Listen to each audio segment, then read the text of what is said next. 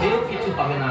তাই বলেন আগে অহংকারের মঞ্চ থেকে নিচে নামো, তারপর করবে তুমি প্রণাম।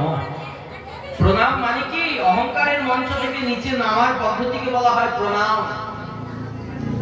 তাই এই অহংকারের মঞ্চে আমাদের আগুন লেগেছে। আমি উকিল, আমি ব্যারিস্টার, আমি ব্যবসাদার, আমি নেতা, আমি মন্ত্রী, এই যে বড় বড় মনের মধ্যে অহংকার, এই অহংকারের মঞ্চে আমার আগুন লেগেছে। এই আগুনটা নেভানোর জন্য শ্রী গুরুদেব আসছেন ঘন্টা বাজাতে বাজাতে, হরিধ্বনি করতে করতে। কি করবে? ত্রাণায় কারুণ্য ঘনা ঘনাত্যম, তার ওই করুণা বাড়ি ধারা আমাদের উপর বর্ষণ করবে। গুরুদেব তার করুণা ধারা আমাদের বর্ষণ করবে। ওই মইটা কি না? গুরুদেব তার সাধন ভজন রূপী মই দ্বারা আমাদের অহংকার রূপী ওই মঞ্চের উপর উঠে যাবে, গিয়ে সেখান থেকে করুণার ধারা বওয়াতে শুরু করবে। সেই করুণার ধারা যখন বর্ষিত হবে, তখন আমরা এই সংসারে ত্রিতাপ জ্বালায় দগ্ধ জীব শীতল হয়ে যাব। ত্রাণায় কারুণ্য ঘনা ঘনাত্যম প্রাপ্তস্য কল্যাণ, তখনই আমাদের জীবনে প্রকৃত কল্যাণ হবে।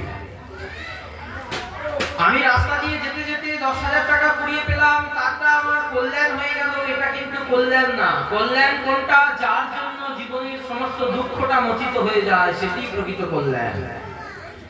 একজন ভিখারি ভিক্ষা করতে এসেছে, তাকে আমি 100 টাকা দিলাম, মনে মনে ভাবলাম আমি তো ওর বিরাট উপকার করেছি, 100 টাকা দিয়েছি।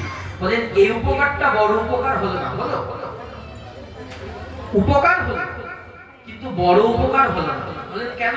বলেন ওর সারা জীবনের দুঃখটা তুমি ঘোচাতে পারলে না। দুদিন ও 100 টাকা চালিয়ে নিতে পারবে, 3 দিনের দিন ওকে আবার হাত পাততে হবে, আমাকে ভিক্ষা দাও। ওই দুদিনের দুঃখ ঘোচানোর জন্য যে দান, সেটি প্রকৃষ্ট রূপে দান হলো না, সেটি প্রকৃষ্ট রূপে কল্যাণ করা হলো না। তাহলে কোনটিকে কল্যাণ করা বলে? বলেন কল্যাণ করা সেটি সারা জন্ম জন্মান্তরের দুঃখটা তার নিবৃত্তি হয়ে গেল, সেটাকে বলে কল্যাণ। কি বলেন? ওই কৃষ্ণ নাম, কৃষ্ণ মন্ত্র, ওই ভাগবতী কথা, ওই হরি কথা, কৃষ্ণ কথা তার কর্ণমূল দিয়ে যখন হৃদয় মূলে প্রবেশ করানো যাবে, তখন তার জন্মে জন্মের দুঃখটা নাশ হয়ে যাবে। সে যখন ভজন পথে চলতে শুরু করবে, ওই গলায় মালা, কপালে তিলক, হাতে নামের মালা, প্রসাদভোজী হয়ে গুরু বৈষ্ণবের আনুগত্যে সতত ভজন করতে শুরু করবে, জানবে জন্মে জন্মের দুঃখটা তার নিবৃত্তি হয়ে গেল। সারা জীবনের যে দুঃখটার জন্য তাকে কাঁদতে হতো, আর তাকে কাঁদতে হবে না। কেন? সে মালিকের দাস হয়ে গেল। কৃষ্ণ দাস অভিমানী যে আনন্দ সিন্ধু, ব্রহ্মানন্দ তার আগে নহে এক বিন্দু। কৃষ্ণ দাস এই অভিমান হৃদয়ে যদি থাকে, তার যে আনন্দ, তার যে ধন, এর থেকে বড় ধন আর জগতে হয় না। তাই তো রামানন্দ সংবাদে মহাপ্রভু জিজ্ঞাসা করেছেন, রামানন্দ বলতো এই জগতে কে বড় ধনী? বলেন কৃষ্ণ প্রেম হৃদে যার, সেই বড় ধনী। এই জগতে যার হৃদয় ভরা কৃষ্ণ প্রেম আছে, সেই একমাত্র ধনী। আরে আপনার 10 লক্ষ থাকুক, 10 কোটি থাকুক, কি হবে? মৃত্যুর সময় তো ওই সঙ্গে দেবে 1 মুঠো তিল, গোটা কতেক করি, আর মাটির হাঁড়ি, আর তো কিছু নাই। বড় বড় শেরওয়ানি কিনেছেন, বড় বড় কোট, স্যুট, বুট, প্রচুর কিছু কিনেছে, কিন্তু কোনো কিছুই তো সঙ্গে যাবে না। যাবে তো ওই একটুখানি। এখনো সময় আছে, এখনো বুঝিয়া সম্বন্ধ করো, নইলে হইবে বিষমফে। দিন চলে যায়, ওই দেখো পশ্চিম দিক অন্ধকার হয়ে আসছে। এই যে সূর্য ডুবলো বলে তোমার আয়ু সূর্য অস্তগত, দিনে দিনে দিনাগত, আর কবে তুমি বুঝবে? ভারতবর্ষেতে জন্ম হইল যাহার, সার্থক করি করো পর উপকার, সার্থক করি করো কৃষ্ণের ভজন। এটাই একমাত্র সাধনা এই মনুষ্য জীবনে। আমরা কৃষ্ণ ভজনের জন্য সংসারে এসেছি। কৃষ্ণ দাস জীব তাহা ভুলি গেল, তে কারণে মায়া পিশাচি গলায় বাঁধিল। আমরা তো কৃষ্ণ দাস, কৃষ্ণের জীব, ভুলে গেছি নিজের পরিচয়টা। তাই তো মায়া আমাদেরকে বেঁধেছে, এমন বেঁধেছে মা, ভগবান উপর থেকে দেখে হাসছে। জীব এমন বাধা পড়েছে মায়ার দড়িতে, কিছুতেই আর দড়ির প্যাঁচ খুলতে পারছে না। দেখবেন মাকড়সার জালে যখন একটা মাছি বা একটা পোকা আটকে যায়, কিছুতেই সে চেষ্টা করে খুলতে পারে না। যদি একটা বড় আরশোলাও আটকে যায়, তাতেও কিন্তু মাকড়সার জাল থেকে বেরোতে পারে না, এমনই মাকড়সার জাল। তাই জন্য চণ্ডীবাগকে চণ্ডীতে, মার্কণ্ডেয় পুরাণের চণ্ডীতে বলছেন, বলাৎ আকৃষ্য মহায় মহামায়া প্রযচ্ছতি জ্ঞানিনাম অপি চেতাংসি দেবী ভাগবতী গীতা।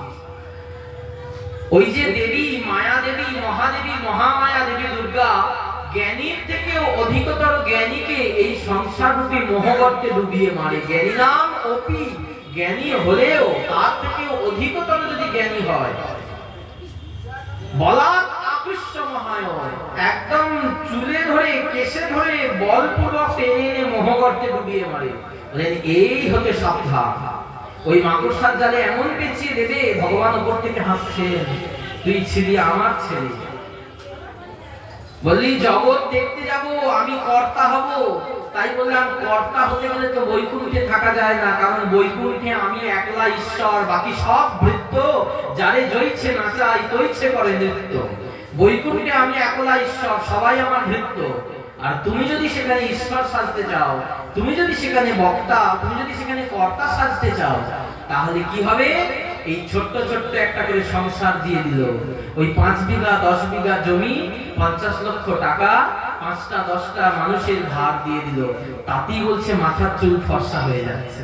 তাহলে উপরে বৈকুণ্ঠের যিনি অধীশ্বর বসে আছেন, তার তাহলে কি অবস্থা? এই জগৎ ব্যাপক হই অজভব আজ্ঞাকারী তিনি যে বসে আছেন, তাহলে তার কিরকম হবে? এইটুকু সংসার চালাতেই আমরা অস্থির হয়ে যাচ্ছি। তাতেই মাঝে মাঝে প্রভুকে বলছি, কবে আমাকে তুলে দেবে এই সংসার, আর ভালো লাগছে। কর্তা হলে এই জ্বালা। তাই সংসারে এসেছি কর্তা হতে, আর যখনই কর্তা হতে এলাম অমনি মায়া আমাকে বেঁধে ফেললো। কেন? জীব নিজের পরিচয়টা ভুলে গেছে।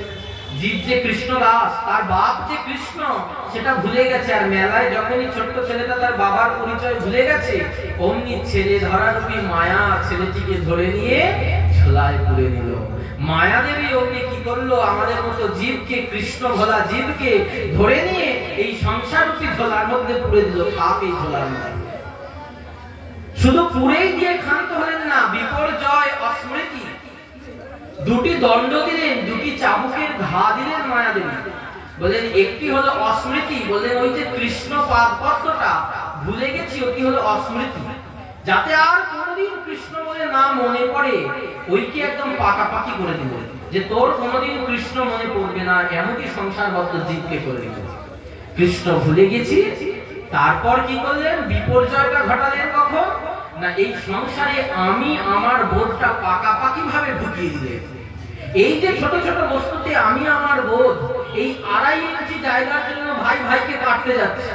ওই একটা ইটের ব্যবধান একটু কম বেশি হচ্ছে বলে একদম মামলা মোকদ্দমা হয়ে যাচ্ছে। এই যে আমি আমার বোধ, এই যে একটু 100 টাকা হারিয়ে গেছে বলে আমার সারা রাতে ঘুম হচ্ছে না, 100 টাকা হারিয়ে গেল, এই যে আমি আমার বোধ, এইটিকে পাকাপাকি ভাবে মায়া দেবী ওই জাগতিক পার্থিব বস্তুতে বন্দোবস্ত করে দিল, যাতে কোনোদিন ওই বস্তু থেকে আমি আমার বোধটা না যেতে পারে। এবার কি হবে? জীব তো পাগলের মতো ঘুরছে, উলঙ্গ হয়ে গেছে জীব, আর তার কোনো কৃষ্ণ স্মৃতি নাই, কৃষ্ণ বিস্মৃত হয়ে গেছে। যেটা আমার নয় সেটাকে আমার বলছে। বলেন জীব এক রকমের পাগল, আর জগতের পাগল একরকম। বলেন কিরকম পাগল? বলেন জগতের যে পাগল দেখবেন, সে মানুষ যেইগুলো ফেলে দেয় সেইগুলোকে কুড়িয়ে নিয়ে তার ঝোলায় ঝোলায়। দেখবেন আপনি ফাঁকা কৌটো ফেলে দিয়েছেন, সেটি কুড়িয়ে নিয়ে পাগল ঝোলায় ভরেছে। ওই আপনার ফেলে দেওয়া জামাটা গায়ে চড়িয়েছে। আর যারা ভজন করে পাগল হয়েছে, তারা দেখবে জগৎকে ফেলে দিয়ে, জগৎ যেটাকে ফেলে দিয়েছে, অর্থাৎ কৃষ্ণ বস্তুকে জগৎ ফেলে দিয়েছে, কৃষ্ণ বস্তুকে জগৎ গ্রহণ করেনি, সেইটিকে পাকাপাকি ভাবে আঁকড়ে ধরেছে। ওই প্রভুর দু চরণ খানি, ওই রাধারানী ভাষায়, বধু তোমার চরণে আমার পরাণে আমি বাঁধিলাম প্রেমের ফাঁসি।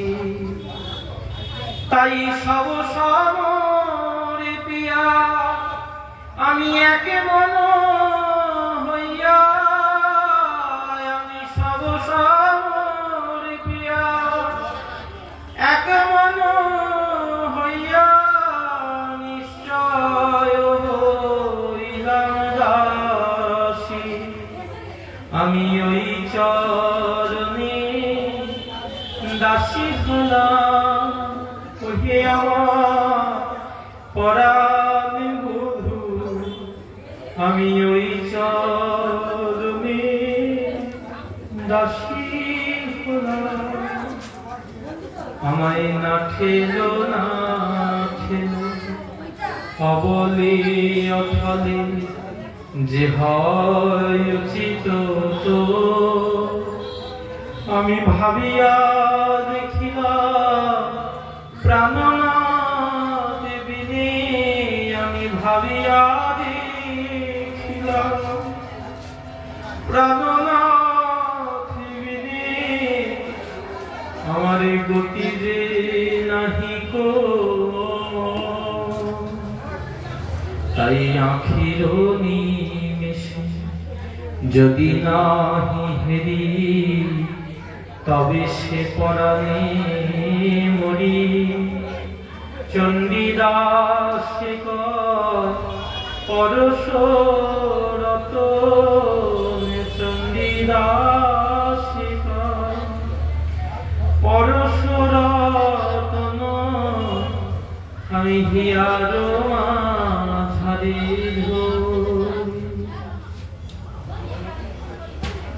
আমি ভাবিয়া দেখলাম তুমি ছাড়া তো আমার গতি নাই। এই জগতে সবার কাছে গেছি, যাদেরকে আপন বলে জড়িয়ে ধরেছি গলায়, তারাই আমাকে ছুঁচে বৃত্ত করেছে। জগতে আপন সেজে আছে, আদতে তাদের কিন্তু আপন বলে মনে হয় না। যদি আপন বলে মনে হতো, আমি যখন রোগ শয্যায় শুয়ে কষ্ট পাচ্ছিলাম, ওই তারা তো আমার সাথে কষ্ট পাচ্ছিল না, ওই একটুখানি আহারে মুহুরে করে আমার কাছ থেকে চলে যাচ্ছে, কষ্টটা তো আমারই হচ্ছিল। তাহলে আপন বলে যাদেরকে আমি আপন মনে করছি, তারা তো কেউ আমার আপন না। এমনকি নিজ দেহটাও আপন না।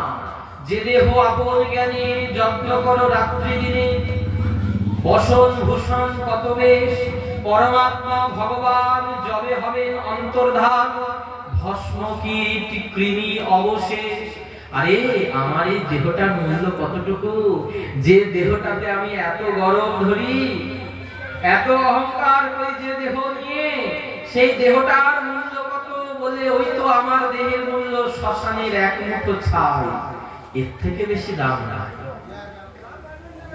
এই দেহ দিয়ে বলেন ওই এক মুঠো ছাইয়ের মূল্যবৎ দেহটা দিয়ে যদি আমি ওই রত্নরূপী কৃষ্ণ ভজনকে এই জগৎ থেকে লাভ করতে পারি, তবেই তো আমি বুদ্ধিমান, তবেই তো আমি বুদ্ধিমান। 10 টাকা 10,000 টাকা করে ফেললে আমি খুব বুদ্ধিমান, এটা নয়। এই ছাইয়ের মূল্য, কানাকড়ির মূল্য দ্বারা, এই যে কানাকড়ির মূল্য সমান দেহটা, এইটা দিয়ে যদি রত্নরূপী কৃষ্ণ ভজনকে এই জগৎ থেকে চুরি করে নিতে পারি, সংসারকে ফাঁকি দিয়ে, তবেই তো আমি বুদ্ধিমান। এই জন্যই তো বলছেন যে জন কৃষ্ণ ভজে সে বড় চতুর। বলে কেন চতুর? এই জন্য চতুর। এই জগৎকে ফাঁকি দিয়ে, এই কানাকড়ির সমান দেহটা দিয়ে ওই হীরক রূপী মূল্যবান কৃষ্ণ ভজনকে যদি আমি আদায় করতে পারি, তবেই আমার জীবনের লাভ, তবেই জীবনের শ্রেয় লাভ। তাই আমাদের জীবনের একমাত্র পরম মঙ্গল কখন হবে? বলেন যখন সৎসঙ্গ লাভ হবে, সাধু সঙ্গ, হরি কথা, কৃষ্ণ কথা, সাধুর উপদেশ আমাদের লাভ হবে। সৎসঙ্গমং চ লভতে পুরুষো যদা বৈ। এবার এই সৎসঙ্গ লাভ হলো, হবার পর সৎসঙ্গের ফলে আমাদের কি হলো না, অজ্ঞান হেতু কৃত মোহ মদান্ধকার। জন্মে জন্মে আমাদের যে অন্ধকার, অজ্ঞানের অন্ধকার, এই চিত্তরূপী দর্পণে, এই চিত্তে যেমন জমে আছে, যার জন্য তো আমরা কৃষ্ণ বলে গেছি। ওই যে জীব কৃষ্ণ ভুলে গেল, পাগলের মতো ছুটে বেড়াচ্ছে, ওপর থেকে ভগবান হাসছেন, দেখো দেখো, যেটা আমার নয় সেটাকে আমার বলে কাঁদছে। নারদ ঋষির এই প্রসঙ্গে একটি সুন্দর প্রসঙ্গ আছে। নারদ ঋষি একদিন মনের মধ্যে খুব অহংকার করছে, আমি বড় ভক্ত, আমি বড় ভক্ত, আমার মতো কৃষ্ণ নাম, রাম নাম, নারায়ণ নারায়ণ কেউ করে না, আমি 24 ঘন্টার 26 ঘন্টা রাম রাম করি, নারায়ণ নারায়ণ বলি। নারায়ণ মনে মনে ভাবছে, নারদ তোমার মনে অহংকার হয়েছে, আর আমি যে দর্পহারি মধুসূদন কারুর দর্প কখনো রাখি না, সে আমার ভক্ত হয়, আমার মা হয়, আমার পিতা হয়, দর্প আমি কারুর রাখি না। তাই নারদ শোনো, তুমি এক কাজ করো। মনে মনে ভগবান চিন্তা করে নারদকে বলছে, আমার বড় জল পিপাসা পেয়েছে, তুমি আমার জন্য একটু জল নিয়ে আসো দেখি। জল কোথা থেকে আনবো? বলছে না, স্বর্গের বৈকুণ্ঠের কোথাকার জল না, মর্ত থেকে জল আনবো। তাই আনি। নারদ ঋষি ঢেকিতে চলে এখন মর্তে গিয়ে জল আনতে গেছে। একটা বিরাট বড় বাড়ি দেখতে পেয়েছে, সেই বাড়িতে জল আনতে গেছে। নারদকে ভগবান মায়া দেখাচ্ছে। সেই বাড়ির দরজায় কলিং বেল বাজিয়েছে। একটা সুন্দরী যুবতী রমণী বেরিয়ে এসেছে। নারদ ঋষি দেখেই সুন্দরী যুবতীর যখন রূপে নয়ন পড়েছে, নয়ন দিয়ে বিষয়ে স্পর্শ হয়েছে, অমনি চিত্তে কামনা জেগে উঠেছে। আহা, তুমি কি সুন্দর দেখতে গো, তুমি আমাকে বিয়ে করবে? প্রভু পাঠিয়েছেন জল আনতে, এখানে বিয়ের কথাবার্তা বলছে। তা সেও বলছে, তোমাকেও তো খুব সুন্দর দেখতে, তা চলো বিয়ে করে ফেলি। যাক, বিয়ে হয়ে গেছে। বড় বড়লোক বাড়ির মেয়ের সাথে বিয়ে হয়েছে নারদের। আর কি বড়লোক বাড়ির জামাই, জামাই ষষ্ঠীতে যাচ্ছে, কাঁঠাল খাচ্ছে, আম খাচ্ছে, লিচু খাচ্ছে, দই খাচ্ছে, সে বিরাট এলাহি ব্যাপার। তারপরে রেশনের চাল তুলছে, আধার কার্ডে নাম ঠিক করছে, সব করছে। দীপ্তি সংসার, একদম ভরপুর সংসার। 4টে ছেলে মেয়েও হয়েছে। গরু টরু করে একদম বিরাট বড় ভরপুর সংসারী সংসার করছে। ভগবান বলছে, জল আনতে পাঠালাম, এখন এলো না, গেল কোথা? তুই কল খুঁড়ে জল আনছে না? তা ভগবান ভাবছেন, ভাই কি হবে? নারদ তো এরকম মায়াতে মোহিত হয়ে গেছে, কিন্তু ফিরিয়ে আনতে হবে। তা ভগবান এখন যেখানে নারদ ঋষি ঘর ভাড়া নিয়েছে, মানে যেখানে বিল্ডিং করেছে, ওই গ্রামে এখন বন্যা করে দিয়েছে। বন্যায় সব ভেসে গেছে, ঘর বাড়ি ভরে গেছে। নারদ ঋষি কি করছে না, তার স্ত্রীকে মাথার উপর বসিয়েছে, ছেলেগুলোকে 2 কাঁধে নিয়েছে, আর গরু দড়িগুলো 2 হাতে নিয়েছে। বন্যার জলে ভাসতে ভাসতে যাচ্ছে। মায়া দেখুন, একে বলে মায়া। মায়ার প্রকোপে জীবের কি দশা হয়, ভবকূপে জীবের গতি। এই মায়ার কূপে পড়ে জীবের কি অবস্থা। ছুটে একটা করে বন্যার জলের ঢেউ আসছে। নারদ ঋষির কাঁধ থেকে একটা ছেলে পড়ে গেল। উপর থেকে বউ বলছে, তুমি আমাকে নামিয়ে দিয়ে ছেলেগুলোকে ধরো, ছেলেগুলোকে মাথায় নাও। বলছে, না, আমার স্ত্রী আমার কাছে থাকো। এত প্রীতি, এত প্রেম। গরু চলে গেল, ছেলে চলে গেল, বড় করে ঢেউ এলো, স্ত্রীকেও নিয়ে চলে গেল। সব হারিয়ে গেছে। নারদ ঋষি বসে বসে কাঁদছে। হায় হায়, আমার কি হলো, আমার সর্বনাশ হয়ে গেল, আমার কি হলো, আমার সর্বনাশ হয়ে গেল। পিছন থেকে কাঁধে হাত দিয়ে একজন ডাকছে, নারদ, ও নারদ। নারদ, কে? প্রভু, আমার জল, আমি জল আনতে পাঠিয়েছিলাম, জল কই? প্রভু, আমার স্ত্রী পুত্র, আমার গরুগুলো সব ভেসে চলে গেল। বলে, কোথায়? কোথায় গরু, কোথায় স্ত্রী? দেখছে সে একটা পাথরের উপর বসে আছে, বসে ওইখানেই কপাল চাপড়াচ্ছে। এমনি মহামায়ার মায়া রেখেছো কি কুহক করে, জ্ঞানী নাম চেতাংশী দেবী ভাগবতী নিশা। তুমি কত বড় জ্ঞানী হয়েছো, কত বড় পণ্ডিত হয়েছো, মায়ার মোহবর্তে মহামায়া তোমাকে ডুবিয়ে মাটিতেই পারে। তাই সতত সাবধান। তাই ভগবান গীতা বাক্যে বলছেন, মনমনা, তোমার মনটা আমাতে নিযুক্ত করে রাখো। মনমনা ভব, মদ ভক্ত, তুমি আমার ভক্ত হও। মদ জাজি একমাত্র আমাকেই পূজা করো। মান নমস্কুরু, তুমি আমাকেই প্রণাম করো। মামে ওইব যুক্ত, মামে যুক্ত ওইব আত্মানাং মত পরায়ণ। তোমার আত্মাটা আমাতেই সংযুক্ত করে আমার প্রতি পরায়ণ হও, ভক্তি পরায়ণ হও। তবে তুমি এই সংসাররূপী মায়াকে জয় করতে পারবে। কেন? ভগবান হচ্ছেন মায়াধীশ, জীব হলো মায়াধীন। তাই যিনি মায়াদেবীর মালিক, একমাত্র তিনি কৃপা করে মায়া ছাড়িয়ে দিতে পারেন। কৃষ্ণ সূর্য সম, মায়া অন্ধকার। যাহা কৃষ্ণ তাহা নাহি মায়ার অধিকার। তাই তো বলছেন ফুকারি ফুকারি বলছেন হরের নাম হরের নামৈব কেবলম কলো নাস্তেব্য নাস্তেব্য নাস্তেব্য গতিরন্যথা। কলিযুগে গতির অন্যথা আর কিছু নাই। নাস্তেব্য নাস্তেব্য নাস্তেব্য নাই নাই নাই। হরের নাম একমাত্র হরিনাম ছাড়া কলৌ কেশব কীর্তনাথ। কলিযুগে একমাত্র হরিনামই সার। যজ্ঞে কাজ হবে না, ধ্যানে কাজ হবে না, পূজায় কাজ হবে না। একমাত্র কাজ কিসে হবে? বললেন জিহ্বা দিয়ে হরি বললেই কাজ হয়। বললেন মনটাও লাগবে না। আমার বাবাজি মহারাজ বলছেন শোনো, শুধু ঠোঁট আর জিহ্বা নেড়ে কৃষ্ণ হরি নিতাই গৌর বললেই কৃপা, আর কিছু লাগবে না। বলেন মনটা যদি অন্যদিকেও থাকে তাতেও হবে। মুখ বললেই কৃপা, মুখে বললেই কৃপা, মনটা লাগবে না। কলৌ কেশব কীর্তনাথ। কীর্তন, কীর্তনের কথা বলেছেন, স্মরণের কথা বলেননি। কীর্তনাথ, কীর্তন করতে হবে। তাই উচ্চৈস্বরে ভজ কৃষ্ণ হরি হরি এই কীর্তন করো। যখন উচ্চৈস্বরে কীর্তন করবে শুনিয়া গোবিন্দ রব আপনি পালাবে সব, সিংহনাদ রবে করিগণ। বনের মধ্যে যখন সিংহ গর্জন করে ওঠে তখন যেমন বনের সব পশু পালিয়ে যায়, হৃদয়ের মধ্যে কৃষ্ণ নামের ধ্বনি যখন উচ্চারিত হবে তখন কি হবে? এই হৃদয়ের ভেতর থেকে যত অন্ধকার আছে সব চলে যাবে। তাই সাধু সঙ্গে কৃষ্ণ কথা হরিনাম শ্রবণ করলে হৃদয়ের সমস্ত কিছু চলে যায়। অজ্ঞান হেতু কৃত মোহ মদান্ধকার নাশং বিধায়ৈহি তদোদয়তি বিবেকঃ। তখন এই সমস্ত অজ্ঞানের অন্ধকার নাশ হয়ে গিয়ে আমাদের হৃদয়ের মধ্যে বিবেক জাগ্রত হবে। বিবেক কাকে বলে? না, ব্যাকরণ শাস্ত্রে বলছেন বিবেক মানে, বিবেক হচ্ছে বিবেচ্যতে ইতি বিবেকঃ।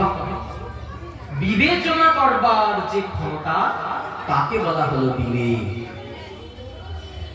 অর্থাৎ কোনটা গ্রহণীয়, কোনটা বর্জনীয়, কোনটা করণীয়, কোনটি অকরণীয়, কোনটা গ্রাহ্য, কোনটি ত্যায্য, এই জিনিসটা যিনি বুঝেছেন এবং বুঝে গ্রহণীয় বস্তুকে গ্রহণ করেছেন, ত্যায্য বস্তুকে ত্যাগ করেছেন, করণীয় বস্তুকে করছেন, অকরণীয় বস্তুকে ত্যাগ করেছেন, তিনি প্রকৃত বিবেকবান। তাই বিবেক লাভ একমাত্র আমাদের জীবনের উদ্দেশ্য। বিবেক সবার লাভ হবে না। সাধু গুরু কৃপায় যে কৃষ্ণ উন্মুখ হয়, সাধুর উপদেশ মন্ত্রে মায়া পিশাচি পালায়।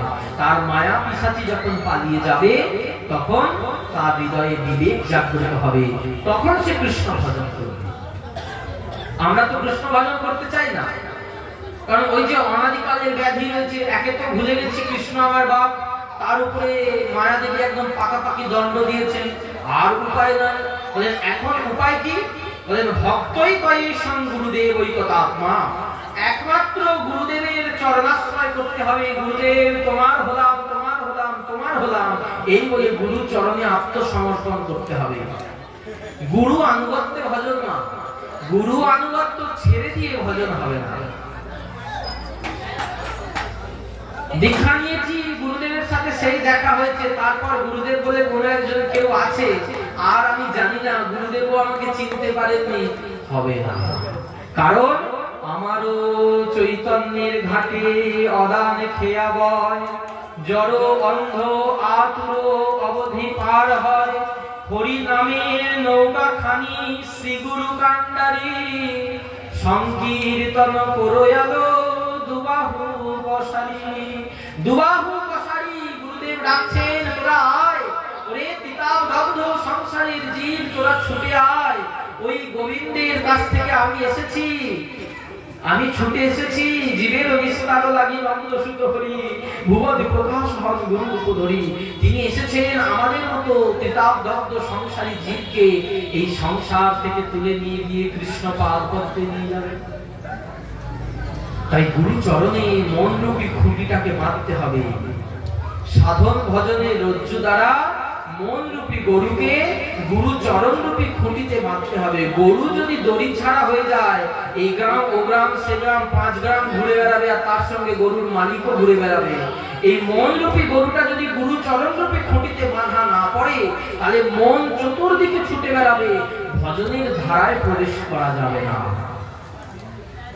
আমার গুরুদেব, আমার গুরু পরম্পরা কিভাবে কি পদ্ধতিতে ভজন করে আসছেন, কি তাদের পথ, সেই পথটা আমাদের অনুসরণ করতে হবে। তবেই আমাদের ভজন, তবেই আমাদের পূজন। এতদ ব্যতীত আমাদের আর কোনো রাস্তা নাই ভাই, আর কোনো রাস্তা নাই। গুরু কৃপাহি কেবলম শিষ্যস্য পরম মঙ্গলম। তিনি একমাত্র আমাদের কৃপা করে পরম মঙ্গল করাতে পারেন।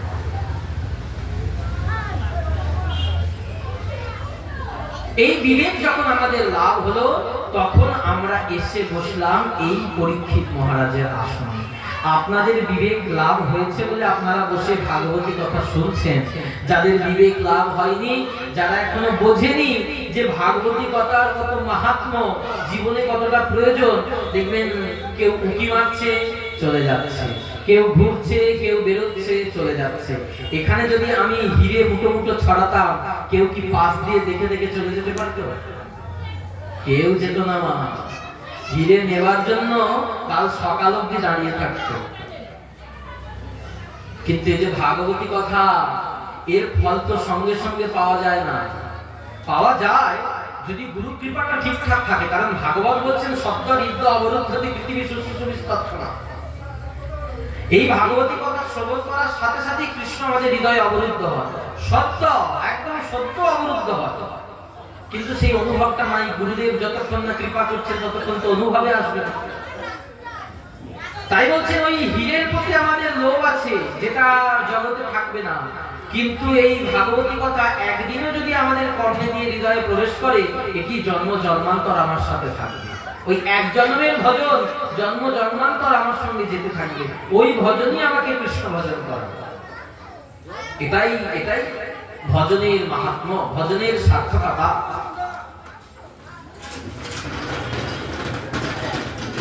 তাই এই যে ভাগবত শাস্ত্র মর্ম, নববিধা ভক্তি ধর্ম সদাই করিব সুসেবন, অন্য দেবাশ্রয় নাই তোমারে কহিল ভাই, সেই ভক্তি পরম কারণ।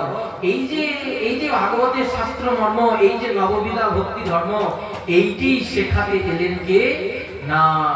সেই গোলক থেকে নেমে এলেন গোলকপতি বৈকুণ্ঠ অধীশ্বর শ্রী সাক্ষাৎ মদন গোপাল, ছুটে এলেন এই ধরাধামে। এমনি এমনি চলে এলেন? ইচ্ছা হলো চলে এলেন? না গো, হয়নি। এমনি এমনি হয়নি। এর পিছনে যথেষ্ট রহস্য আছে, বড় অদ্ভুত রহস্য ভাই। কিরকম রহস্য না? একদিন রাধারানী শ্যামসুন্দর রাসের পর বিশ্রাম হয়েছে। শেষ রাত্রিতে রাধারানী হঠাৎ করে একটা স্বপ্ন দেখে চমকে উঠেছে। সঙ্গে সঙ্গে চমকে উঠেছেন। চমকে উঠেই কাঁদছেন প্রাণবধূর হাত ধরে, শুনো শুনো প্রাণনাথ, আমি কি হেরিলাম অকস্মাৎ। বধূ, আমি আজকে স্বপ্ন দেখলাম। খুব মন দিয়ে শুনলেন। জীবনের সমস্ত কিছু শুনেছেন, এইটি যতক্ষণ না জানছেন ততক্ষণ ভজনের ভয়ের ওই কুটকিটাও হবে না। এই তত্ত্ব, এই লীলাটি আগে জানতে হবে, তবে বাকি ভজনের রাস্তাটা যেতে পারবে। তাই সর্ব অগ্রে আমাদের এই কাহিনীটা বা এই তত্ত্বটা জানা প্রয়োজন। রাধারানী চিন্তা করছেন আর কাঁদছেন। আমি এক পর পুরুষকে স্বপ্নে দেখলাম, এক যুবক পুরুষ, গৌর বর্ণ, কিবাকার রূপঠাম, যিনি কত কোটি কাম, রসরাজ রসরসদ। তিনি সাক্ষাৎ রসরাজ। রস যদি মূর্তি ধারণ করে, সেটি কেমন দেখতে হয় যদি দেখতে চাও, সেইটি যেমন দেখতে, সেই রূপকে আমি দর্শন করলাম। চতুর্ভুজ আদি কত বনের দেবতা যত দেখিয়াছে এই বৃন্দাবনে বধূ।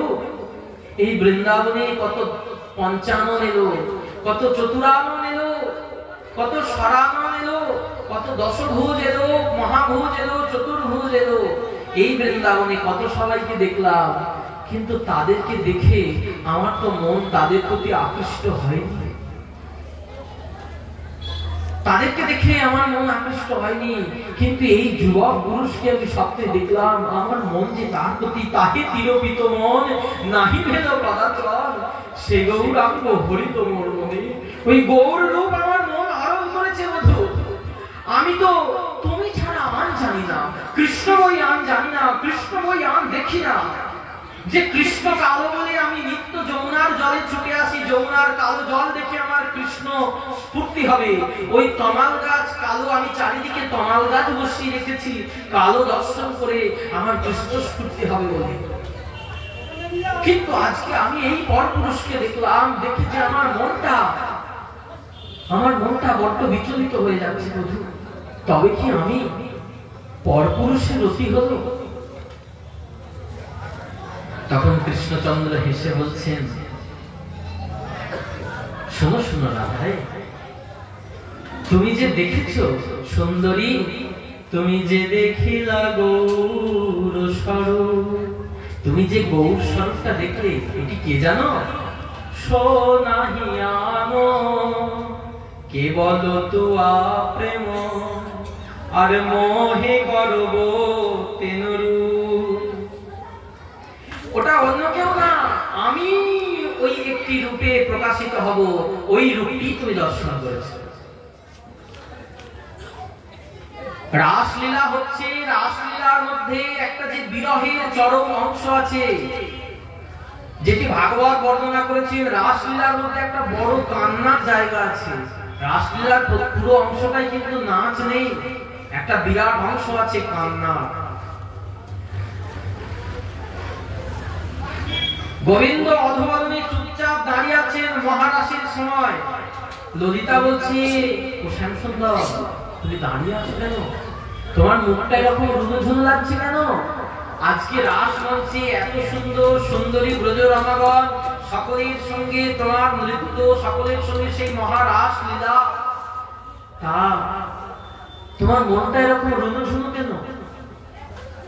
মুখটা তুলে হাত দিয়ে দেখছে গোবিন্দের নয়ন দিয়ে অশ্রু পড়ছে, মুখ দিয়ে শুধু একটা কথা বেরোচ্ছে, আমি পারলাম না। নপারয়হম, আমি পারলাম না ললিতা, আমি পারলাম না বিশাখা। কি পারলে না বধূ? তুমি কি পারলে না? তোমাদের এই যে ভালোবাসার প্রেমের যে ঋণ আমি শোধ করতে পারলাম না। আমি গীতায় প্রতিজ্ঞা করেছি, যে যথামং প্রপদ্যন্তে তাং তথৈব ভজাম্যহং মম বর্তান বর্তন্তে মনুষা পাত্র সর্ব। আমি গীতায় প্রতিজ্ঞা করেছি, যে আমায় জয়ছে ভজবে, আমি তারে জয়ছে ভজব, তার ভজনের প্রতিদান দেব। আমার প্রতিজ্ঞা আছে। আজকে যে আমার প্রতিজ্ঞা ভঙ্গ হয়ে গেল, তবে কি আমার নামে কলঙ্ক রটবে? তোমরা যেভাবে দেহ গেহ পুত্র দ্বার পরিবার পরিত্যাগ করে আজকে এই গভীর দৃষ্টির, এই গভীর রজনীতে, এই বনানীর ভেতরে ছুটে এসেছো, শুধু ছুটে আসনি, রাস মঞ্চ থেকে যখন অন্তর্হিতে ভগবতের সাক্ষাৎ ব্রজাঙ্গনের মধ্যে থেকে অন্তর্হিত হয়ে গেলেন সাক্ষাৎ ভগবান, ওই কাঁটা, বৃন্দাবনে কত কাঁটা বলুন তো, ওই কাঁটার উপর দিয়ে ব্রজগোপীগণ খালি পায়ে ছুটে বেরিয়েছে। হা কৃষ্ণ কোথায়, কৃষ্ণ কোথায়, কৃষ্ণ দ্বৈত দৃশ্যতাম দীক্ষুতাবকা, দেখা দাও বধূ, দেখা দাও বধূ, কোথায় তুমি? আমাদেরকে ছেড়ে দিয়ে তুমি যে অন্তরিত হয়ে চলে গেছো, আমরা যে তোমাকে ছাড়া পুতুলের মতো ঘুরে বেড়াচ্ছি, দেখা দাও, দেখা দাও। এত যে তোমরা আমাকে পাওয়ার জন্য লালসা, এত ভালোবাসা যে তোমরা আমাকে দিলে, আমাকে যে একটু দেয় আমি যে তার 10 গুণ তাকে ফিরিয়ে দিই, কিন্তু এই প্রতিদান যে আমি তোমাদের দিতে পারলাম, বলো বলো এর ঋণ কি করে শোধ হবে? তাই আমার বাবাজি মহারাজ আস্বাদন করছেন তার আকরে, ঋণী হয় ভাগবতে কয়, বলতে হলো নপারয় হয়, তখন হইল ইচ্ছার উদ্গম। একদিন রাস রসে খেলতে খেলতে হইল ইচ্ছার উদ্গম, বলে কে আমায় মুগ্ধ করে, আমি তো ভুবন মোহন, কে আমায় মুগ্ধ করে, আমি তো ভুবন মোহন, আমাকে মুগ্ধ করছে কে? আমিও হয় আস্থা দিব, আমিও তাকে আস্থা দিব। তখন ললিতা বলছেন, বধূ মনে আছে একদিন যমুনার ঘাটে তুমি যমুনার জলে নিজের ছায়া দেখে তাকে আঁকুড় করে জড়িয়ে ধরতে গেছিলে? বলে ওই রূপের, সুন্দর রূপের পুরুষটিকে আমি জড়িয়ে ধরবো, ওকে আমি ভালোবেসে ফেলেছি। তখন তোমাকে আমি কি বলেছিলাম বলো? ওই রূপের পুরুষটি যে আর তুমি দুইজনে তো আলাদা কেউ নও, একই তো বস্তু। তাই আলাদা হলে তো জড়িয়ে ধরা যায়, একই বস্তুকে তো জড়িয়ে ধরা যায় না বন্ধু। তাই তোমাকে আলাদা হতে হবে। তুমি চিনি হয়ে চিনির স্বাদ বুঝবে না, চিনির স্বাদ বুঝবে পিঁপড়ে যে চিনি খায়। চিনি কখনো বোঝে না চিনি টক, মিষ্টি না ঝাল। তাই তোমাকে আস্বাদনকারী হতে হবে। ওই তুমি তো বিষয়, তুমি আশ্রয় তত্ত্ব যতক্ষণ না হবে ততক্ষণ বিষয় রস আস্বাদন করা যাবে না। তাই বললেন আমায় বিভাবিত হতে হবে, মহাভাব স্বরূপী নির্ভাবে আমায় বিভাবিত হতে হবে। বলে তাহলে উপায় কি ললিতা? বলেন একজন আছে যে তোমাকে এই বিদ্যাটা শিখিয়ে দিতে পারে।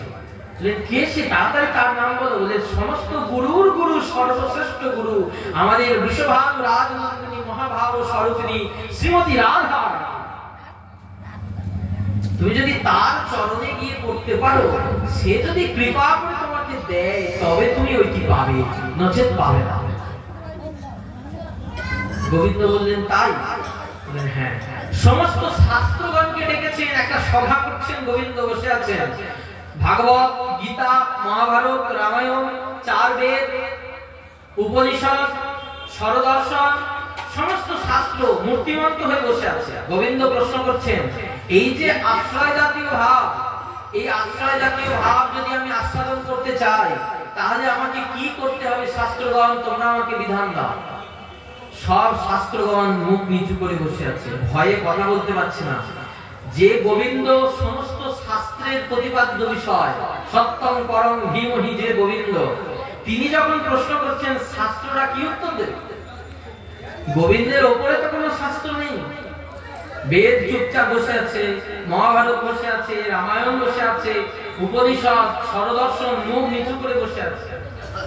সকলে ঠেলছে ভাগবতকে, এই ভাগবত তুই বল, ও চাই ভাগবত তুই বল। ভাগবত বলছে আমি একা কেন বলবো, তোদেরও তোরা বল। বলছে না তুই বল, তোরই মধ্যেই শক্তি আছে। তখন ভাগবত মুখটা তুলেছে, তো গোবিন্দ ভাগবতের চোখে চোখ পড়েছে। অমনি গোবিন্দ ভাগবতের দিকে তাকিয়ে বলছে তুমি কি কিছু বলবে? ভাগবত তখন আমতা আমতা করে বলছেন দেখুন প্রভু, আপনি প্রভু হলেও বিচার কিন্তু সবার জন্য সমান। আইনের চোখ কালো কাপড়ে বাঁধা, বিচার সবার জন্য সমান। আপনি ভগবান বলে আপনার জন্য কিন্তু আলাদা কোনো বিচার হবে না। বলে তাও তুমি বিচারটা শোনাও। বলে কেন? আমি প্রহ্লাদ মহারাজের তত্ত্বে বলেছি নৈশাং মতিস্তাবৎ দুরুক্রমাং স্পিত্যর্থ অনর্থ অপগম যদর্থ বিনা মহৎ পাদ রজ অভিষেকং নিষ্কিঞ্চনানাং ন বৃণীত যাওয়া। বললেন যদি আপনি ভক্তি রস, ওই প্রেম রস আস্বাদন করতে চান তাহলে আপনাকে সাধু গুরু বৈষ্ণব ভক্তের চরণের তলা দিয়ে যে রাস্তাটি গেছে ওই তলা দিয়ে নিচু হয়ে আপনাকে বলতে হবে, তবে আপনি আশ্রয় জাতীয় প্রেম ভক্তি রস আস্বাদন করতে পারবেন। এতদ ব্যতীত নানা পন্থা বিদ্যতে অয়নায়, আর কোনো রাস্তা আপনার জন্য আমার জন্য খোলা নেই, সবার জন্য সমান। সাধুগুরু বৈষ্ণবের চরণে না বিকাতে পারলে বৈষ্ণব চরণ রেণু মস্তক ভূষণ বিনু যাহা হইতে অনুভব হয়, সেই বৈষ্ণব চরণ রেণু, বৈষ্ণব চরণ জল, বৈষ্ণব উচ্ছিষ্ট তাহে মোর মননিষ্ঠ, এইগুলো যদি আশ্রয় করতে পারি তবেই একমাত্র আশ্রয় জাতীয় প্রেম ভক্তি রস আমি লাভ করব। গোবিন্দ বললেন এমন বৈষ্ণব শ্রেষ্ঠ কে আছে? ললিতা তখন বলছে কেন? বৃষভানু রাজনন্দিনী শ্রীমতী রাধারানীর মতো শ্রেষ্ঠ বৈষ্ণব এই জগতে আর কেউ হতে পারে না। গোবিন্দ সেই ছুটে গেছেন রাধারানীর কাছে, আজকে রাস মঞ্চে সেই কথোপকথনের কথা আজকে বলছেন। রাধে তুমি যে গৌর স্বরূপ দেখেছো কি আমি তোমার কাছে ভিক্ষা চাইছি। কই ছন তুয়া প্রেমা, কই ছন মধুরিমা, কই ছন সুখে তুহু ভোর, এতিন বাঞ্ছিত ধন ব্রজে না হইল পুরা, কি করিব না পাইয়াও। 3 বাঞ্ছা পূর্ণ হলো না ওই রাসমঞ্চে, 3টে ইচ্ছা দাপর লীলায় অপূর্ণ রয়ে গেছিল গোবিন্দ।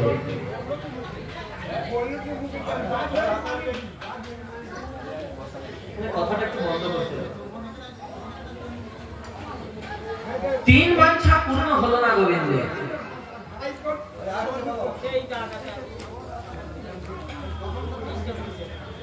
এই 3টে ইচ্ছা কি কি? রাধা রানীকে বললেন কই ছন তুয়া প্রেমা শ্রী রাধায় প্রণয় মহিমা কীদৃশ। রাধার প্রেমের মহিমা কেমন, শ্রীরাধিকার প্রেম কেমন, সেই প্রেমের মাধুরী কেমন, আর সেই প্রেমে কিবা সুখ, রাধা রানী আমাকে ভালোবেসে কি সুখ পায়। এই 3টে ইচ্ছা আমার পূর্ণ হলো না। স্বয়ং সম্পূর্ণ ভগবান হয়েও আমার পূর্ণ অপূর্ণ রয়ে গেল এই ইচ্ছা। সেই অপূর্ণ ইচ্ছা পুরাইতে কৃষ্ণ আমার গৌর হলেন।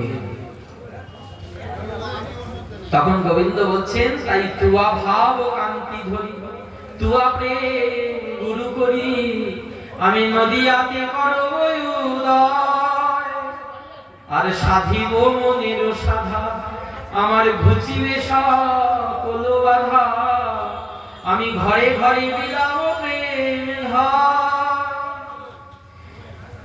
ঘরে ঘরে প্রেম ধন বিলাব, আর নিজের অপূর্ণ স্বাদ আমি পূরণ করব।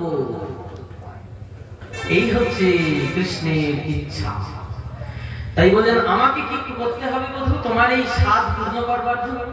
বলেন তোমার দেহের অঙ্গকান্তি ওই ফর্সা বরণটা আমায় দাও। বলে কেন, তোমার কালো বরণই হবে না? বলছে না, ভাবটা আসবে না। কালো বরণ থাকলে ভাব আসবে না। তাই তোমার ওই ফর্সা তপ্ত কাঞ্চন গৌর বর্ণটা আমাকে দিতে হবে। দিলাম। আর কি চাই? তোমার অন্তরে যে কৃষ্ণ প্রেম একদম রসপুঞ্জা আকারে সঞ্চিত আছে, ওই প্রেমের ভাণ্ডটা তুমি আমায় দাও। স্বয়ং সম্পূর্ণ ভগবান আজকে হাত পেতে ভিক্ষা করছেন একজন সাধারণ ব্রজ গোপীর কাছে। ব্রজ রমা, ব্রজের কুলওয়ালা একজন সাধারণ রমণীর কাছে হাত পেতে ভিক্ষা করছেন। কেন? কারণ ভক্তিরূপী সন্দেশটা রাধারানী ভাণ্ড ভরে নিয়ে বসে আছেন, আর গোবিন্দ লোভী লম্পট শিরোমণি সেই ভক্তিরূপী সন্দেশটা আস্বাদন করবার জন্য ভক্তের পিছু পিছু ছুটে ছুটে যাচ্ছেন। অনুব্রদাম মহং নিত্যং পূজয় তাং হৃদে।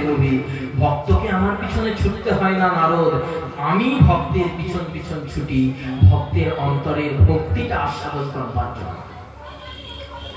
রাধারানী বললেন দিলাম। আর কি? বলেন আর কিছু চাই না। এই নিয়ে গোবিন্দ ধনী হয়ে গেলেন। রাধারানীর পড়ে রইল কোনটি? শুধুমাত্র কায়ব্রুহ দেহের খোলটা। বললেন তা তুমি তো যাবে নদিয়ার নবদ্বীপে, তা আমি দেখবো না তুমি গিয়ে কেমন ঢংটা করো। তাই রাধারানী তিনি কি করলেন? গদাধর কায়ব্রুহ স্বরূপ রূপে এলেন ওই গৌরের ঢংটা দেখবার জন্য। কৃষ্ণ কালো ছিল, বৃন্দাবনে একরকম ঢং করেছিল, আজকে গৌর হয়ে নদিয়ার নবদ্বীপে কেমন ঢং করে সেইটি দেখবার জন্য গদাধর রূপে রাধারানী এসে অবতীর্ণ হলেন। রাধারানী প্রশ্ন করছেন, আচ্ছা বধূ আমার একটা প্রশ্ন মনে মনে যাচ্ছে, বলবো? বলো রানী। বলেন বধূ কহিলে সকল তত্ত্ব বুঝিল সকল সত্য, সেই রূপ দেখিব হে আমি।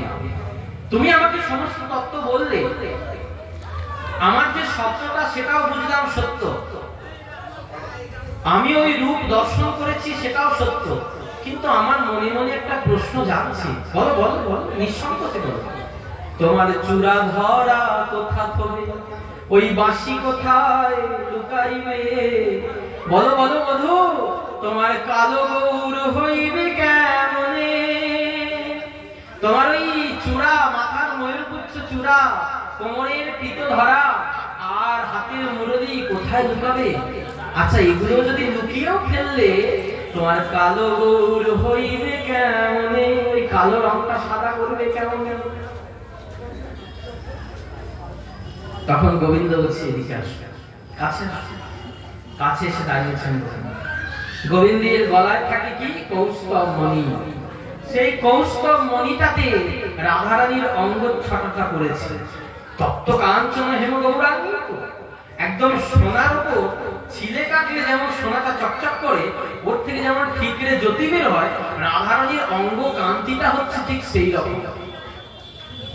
জগতের যত যত কান্তি আছে সমস্ত কান্তিকে নিভিয়ে দিতে পারে ওই একটি অঙ্গ কান্তি। তাই সেই অঙ্গ কান্তি সে ঠিকরে কৌস্তব মণি পড়েছে। আপনি তাহে প্রবেশিলা, গোবিন্দ ওই কৌস্তব মণির মধ্যে প্রবেশ করেছেন, আর রাধারানীর অঙ্গ ছটাটা এসে পড়েছে। দুই দেহ এক হইলা ভাবে প্রেমময় সঙ্গ। দুই দেহ এক হয়ে গেল, রাধা কৃষ্ণ মিলিত তনু দুই দেহ এক হয়ে গেল, অন্যান্য বিলাসী রস আস্বাদন করি। সেই দুয়ে এবে আমার চৈতন্য গোসাই ভাব রস আস্বাদিতে দহি হইলাই কোথায়। তাই আমার বাবাজি মহারাজ গেয়ে উঠলেন, মোদের রাধে নব ঘন মন চোরা, দেখো রাই অঙ্গের ছটা লেগে আজ শ্যাম হলো গোরা।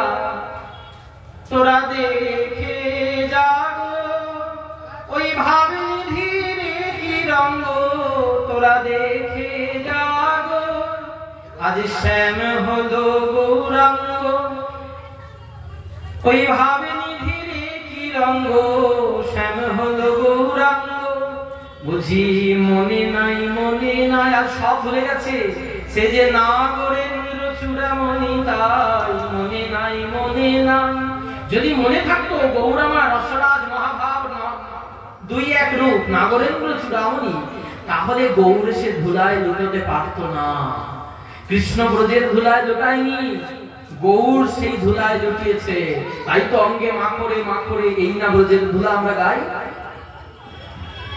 ব্রজের অপূর্ণ সাধা নদিয়ার নবদ্বীপে এসে পূর্ণ হলো।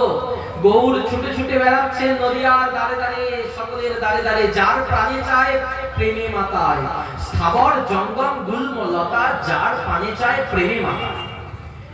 নারায়ণ অবতারে যে উদ্দেশ্য সাধন হলো না, রাম অবতারে যে উদ্দেশ্য সাধন হলো না, কৃষ্ণ অবতারেও যেটা সাধন হলো না, গৌর অবতারে সেটি পূর্ণ হয়ে গেল।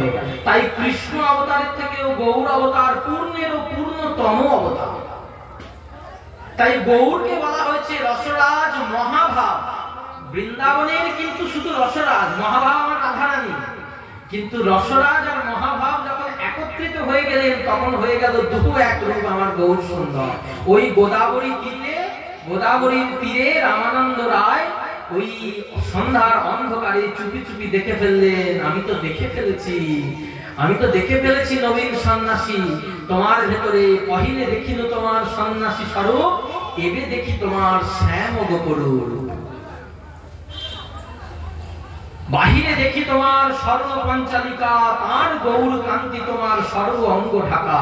তুমি যে ধরা পড়ে গেছো, লুকিয়ে এলেন প্রচ্ছন্ন অবতারে, এলেন গৌর সুন্দর। কিন্তু পার্ষদ বৃন্দের কাছে, ভক্ত বৃন্দের কাছে মহাপ্রভু লুকিয়ে রাখতে পারলেন না, ধরা পড়ে গেলেন। আর যখনই ধরা পড়ে গেলেন, সমস্ত জগতের ঢেরাপেটা হয়ে গেল। গৌর পূর্ণতম ভগবান সাক্ষাৎ পরতত্ত্ব পরমিহ, ন চৈতন্যনাথ জগতি সাক্ষাৎ পরতত্ত্ব পরমিহ। চৈতন্যের থেকে এই জগতে পরতত্ত্ব পরমিহ আর কেউ হতে পারে না। এত বড় কথাটা কে করে বলছেন আপনি? শাস্ত্র প্রমাণ। বললেন চৈতন্য চরিতামৃত। চৈতন্য চরিতামৃতে প্রমাণ। একমাত্র চৈতন্য মহাপ্রভুর মতমিদং তত্রাদরো ন পরহ। চৈতন্য মহাপ্রভুর থেকে পরতত্ত্ব আর কেউ হতে পারে না। ন পরহ, আর পরতত্ত্ব কেউ নাই, হওয়ার কথা নয়।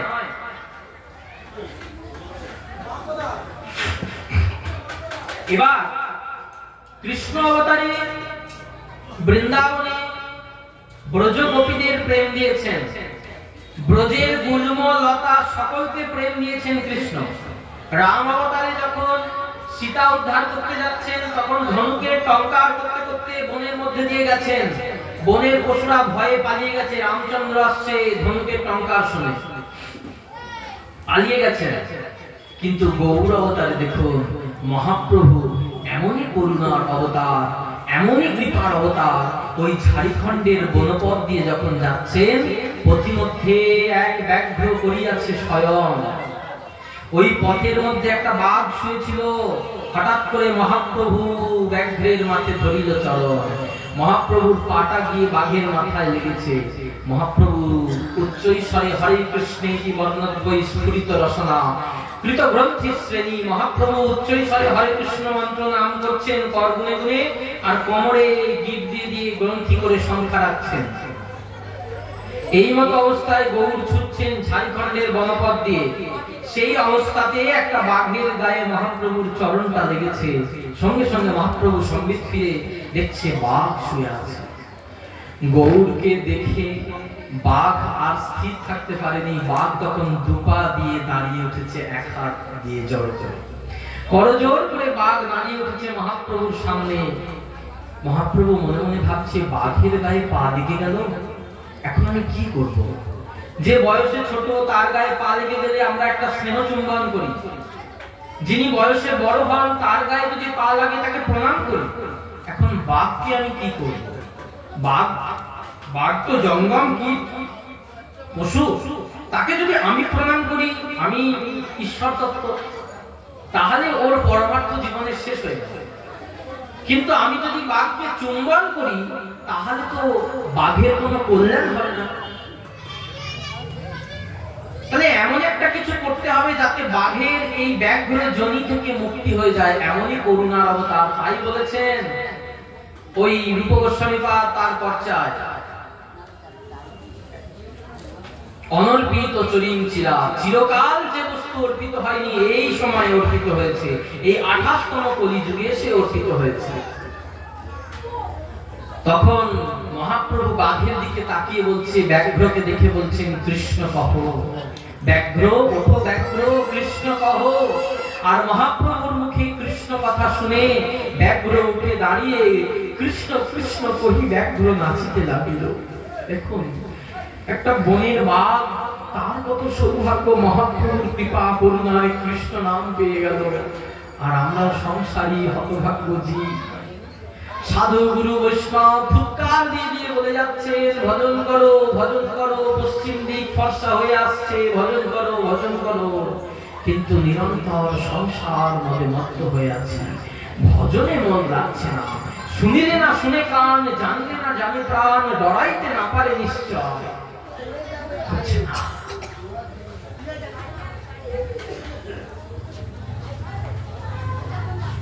অনন্ত কোটি জন্ম ধরে দুঃখ ভোগ করতেই যাচ্ছি, ভোগ করতেই যাচ্ছি। আমার এই দুঃখের কি শেষ হবে না? উদ্ধার করিয়া লহ দীনবন্ধু তোমার আপন চরণ না। বৃন্দাবনে প্রেম দিয়েছিলেন কৃষ্ণ, শুধু বৃন্দাবনের মধ্যেই সীমাবদ্ধ ছিল, বৃন্দাবনের বাইরে কিন্তু প্রেম দান করেননি। দ্বারকায় গিয়ে কাউকে প্রেম দিয়েছেন, কোন লীলা পাবেন না। দ্বারকায় গিয়ে জরাসন্ধ বধ হয়েছে, প্রেম পায়নি। কৃষ্ণ চরণ ভজিয়েছেন, কিন্তু বধ করার পর চরণ ভজিয়েছেন। মথুরায় গিয়ে কংসকে চরণ ভজিয়েছেন, কিন্তু কংসকে বধ করার পর চরণ ভজিয়েছেন। শিশুপালকেও নিজের চরণ ভজিয়েছেন, কিন্তু বধ করার পর ভজিয়েছেন। আর গৌর অবতারে দেখুন, স্থাবর জঙ্গম গুল্ম লতা ব্যাঘ্র কীট পতঙ্গ হেন প্রেম শ্রীচৈতন্য দিল যথা কথা, জগাই মাধাই বিনা অন্যের কা কথা। সবেই প্রেম ধন পেল, শুধু জগাই মাধাই না, সকলে পেল। বলেন কেন পেল? সমাধান দিচ্ছেন আমার শ্রীপাদ বাবাজি মহারাজ। তার বৃন্দাবন মহাপ্রভুর বৃন্দাবন যাত্রার কীর্তনে বললেন, ওগো এই যে স্বরূপ জাগানো স্বরূপ, আমার গৌর স্বরূপ, যে স্বরূপ জাগানো স্বরূপ, ওই বাঘ কৃষ্ণ বলছে, কেন বলছে জানো? তার স্বরূপ জেগে উঠেছে গো। ওই স্বরূপ জাগানো স্বরূপ দেখে তার স্বরূপ জেগে উঠেছে গো। ওই স্বরূপ জাগানো স্বরূপ, যে গৌর স্বরূপকে দেখে তার স্বরূপ জেগে যায়। এমনই গৌর তত্ত্ব। চিরকাল যা কেউ পায়নি, এই কালে মহাপ্রভু এসে সেটি অবিচারে বিলিয়ে দিলেন। বিচার সভা বসেছেন, মহাপ্রভু কি শুধু প্রেম মিলাতে এসেছেন? বাবাজি মহারাজ যখন স্নান করবেন, তেল মারছেন পোস্তার রাজবাড়িতে, বৈষ্ণবাচার্য বৈষ্ণব অগ্রগণ্য নামাচার্য শ্রীপাদ রামদাস বাবাজি মহারাজ পোস্তার রাজবাড়িতে বসে আছেন, বসে বসে তেল মারছেন, স্নানে যাবেন।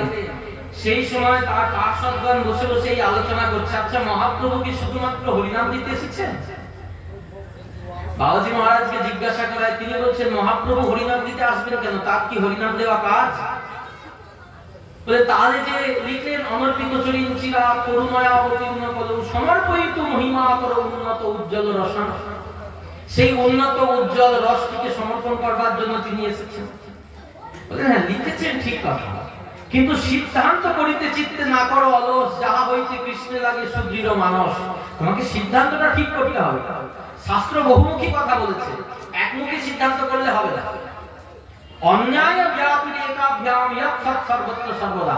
চতুশ্লোকী ভাগবতে ব্রহ্মাকে বলছিলেন ভগবান, অন্যায় ব্যতিরেক মুখে ব্যাখ্যা চাই, শুধু একমুখী ব্যাখ্যা হলে হবে না, অন্যায় মুখে ব্যাখ্যা করতে হবে, ব্যতিরেক মুখে ব্যাখ্যা করতে হবে।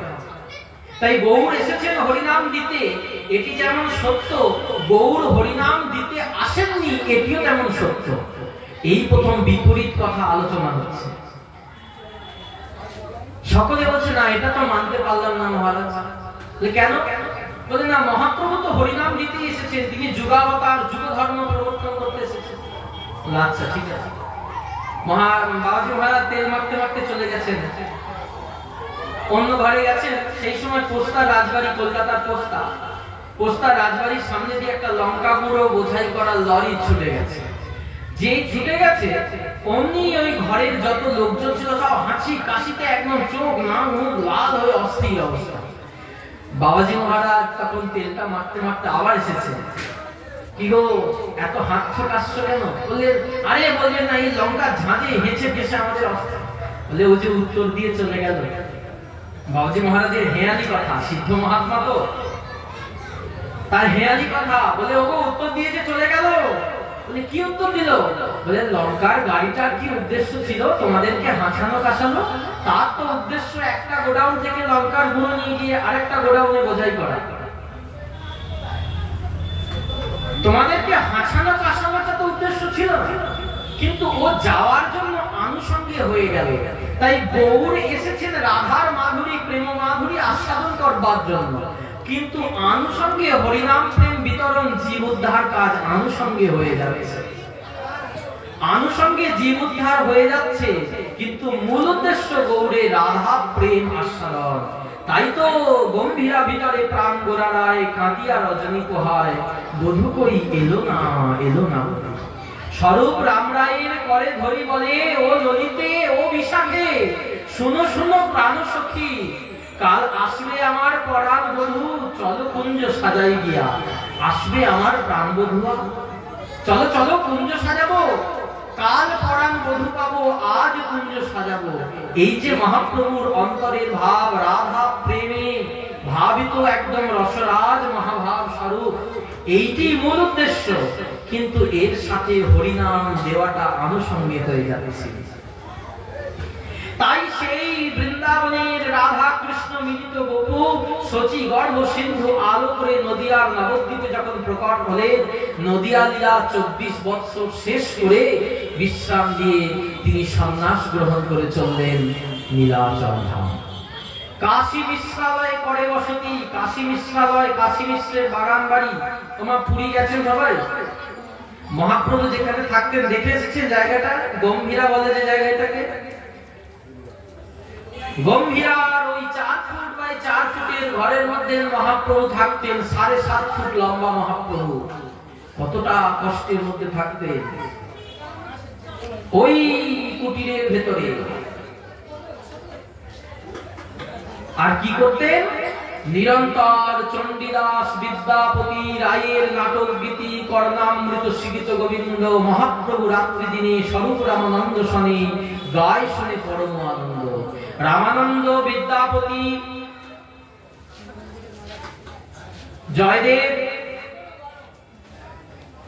বিল্লমঙ্গল, চণ্ডীদাস এনাদের পদ পদাবলী আস্বাদন করতেন। আর বিভোর হয়ে রাধারানীর ভাবে ভাবিত হয়ে জগন্নাথকে নন্দনন্দন রূপে চিন্তা করতেন।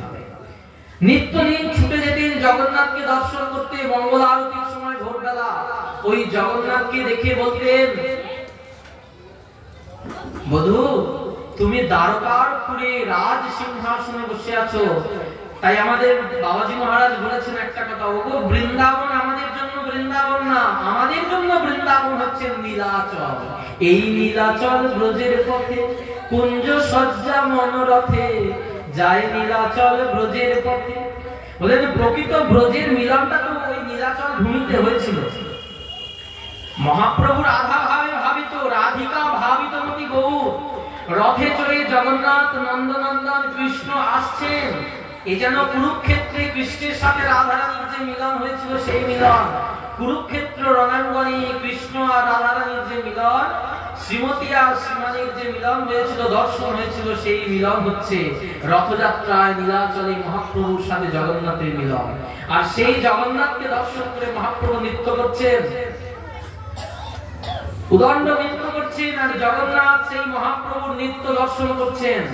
আজও বরাহনগর পাটবাড়ি আশ্রম থেকে রাধারমণ গণের সমস্ত ভক্তবৃন্দ সেই লীলা স্মরণ করে যায়, জগন্নাথের রথের সামনে সামনে কীর্তন করতে করতে যায়। আজও বাবাজি মহারাজের আনুগত্যে কীর্তন করা হয়। সেই কীর্তন অপূর্ব আস্বাদন, যেন মনে হয় মহাপ্রভু সাক্ষাৎ প্রকট হয়েছেন। অদ্যপিও সেই লীলা করে গৌর রায়। গুরু কৃপায় যার প্রেম নেত্রের বিকাশ হয়েছে, সে আজও দেখতে পেলেও পেতে পারে যে জগন্নাথের সামনে মহাপ্রভু উদণ্ড নৃত্য করছেন।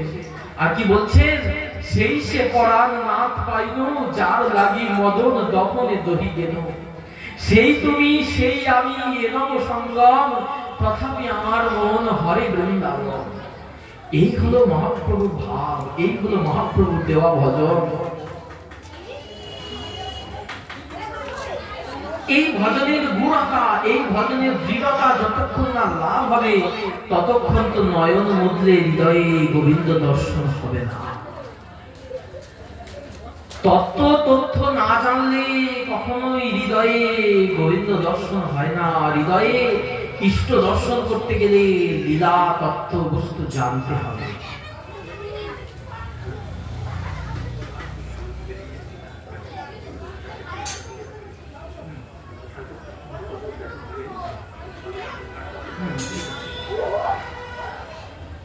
মহাপ্রভু গম্ভীরার মধ্যে বসে রাধা ভাবে ভাবিত।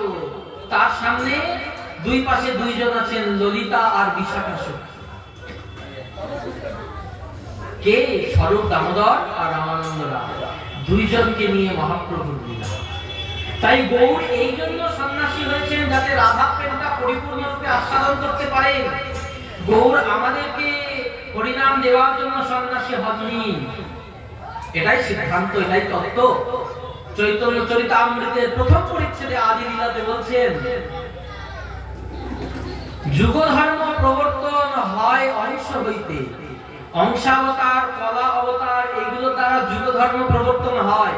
আমি আসবার আগেও হরে কৃষ্ণ মহামন্ত্র নাম ছিল, গৌর আসার আগেও তো ছিল মহামন্ত্র না। গৌর এসেছেন তারপর মহামন্ত্র হয়েছে না, গৌর আসার আগে থেকেই ছিল। কিন্তু আমা বিনা অন্য নারী ব্রজ প্রেম দিতে, আমি ছাড়া অন্য কেউ ব্রজ প্রেম দিতে পারবে না, কারোর ক্ষমতা নাই। বাড়িতে বিয়ে হচ্ছে, মেয়ের বিয়ে, মেয়ের বাবা খুব কষ্ট করে আয়োজন করেছে, দেখছেন কেশর ভোগ করেছে। মেয়ের বাবা কিন্তু কেশর ভোগটা দেওয়ার সময় যে দিচ্ছে তার কিছু কিছু যাচ্ছে। কেন? একটা বেশি যদি দুটো করে যায়, আমার গোনাগুনতিতে কম পড়ে যাবে। তাই মহাপ্রভু ব্রজপ্রেমটা নিজে দেবেন, অন্য কারো দ্বারা দেওয়া যাবে না। অন্য যদি কেউ দেয়, কোনো অপাত্রে কোনো বেশি করে কোথাও দিয়ে দিলে না, আমি নিজে দেব, যেখানে যতটুকু প্রয়োজন ততটুকু দেব।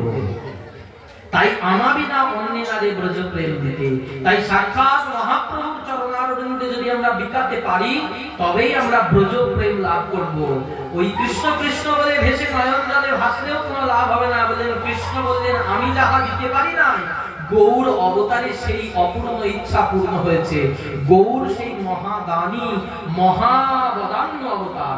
তাই গৌর অবতারের আগে বলা হচ্ছে নমো মহাবদান্যায়। কেন?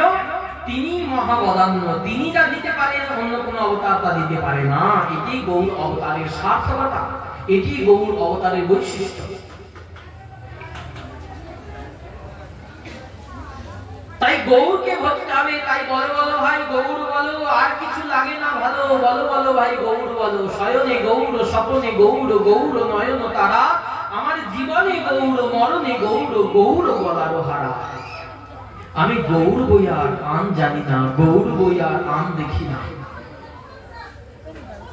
যে গৌর রূপে একবার নয়ন দেয় তার জীবন গৌরময় হয়ে যায়, সে আর অন্য রূপে অন্য কিছু দেখতে পারে না। সারা জীবন হা গৌর প্রাণ গৌর করতে করতে তার জীবন চলে যায়, তো সে গৌর ছাড়া অন্য কিছু বলতে পারে না। এহেন গৌরের প্রেম কোথা থেকে লাভ হবে? বলেন গৌর প্রেমের ভান্ডার কোথায়? এই ভান্ডারের ভান্ডারীকে। বলেন যদি গৌর প্রেম পেতে চাও, খুব সূক্ষ্ম কথা, কি না দৃঢ় করি ধরো নিতাইয়ের পাদ। যদি দৃঢ় করে নিতাই চরণ আশ্রয় করতে না পারো, গৌর প্রেম পাবে না। রাধা কৃষ্ণ তো অনেক দূরের কথা। হেন নিতাই বিনে ভাই আমার রাধা কৃষ্ণ পাইতে না, দৃঢ় করি ধরো নিতাই পায়।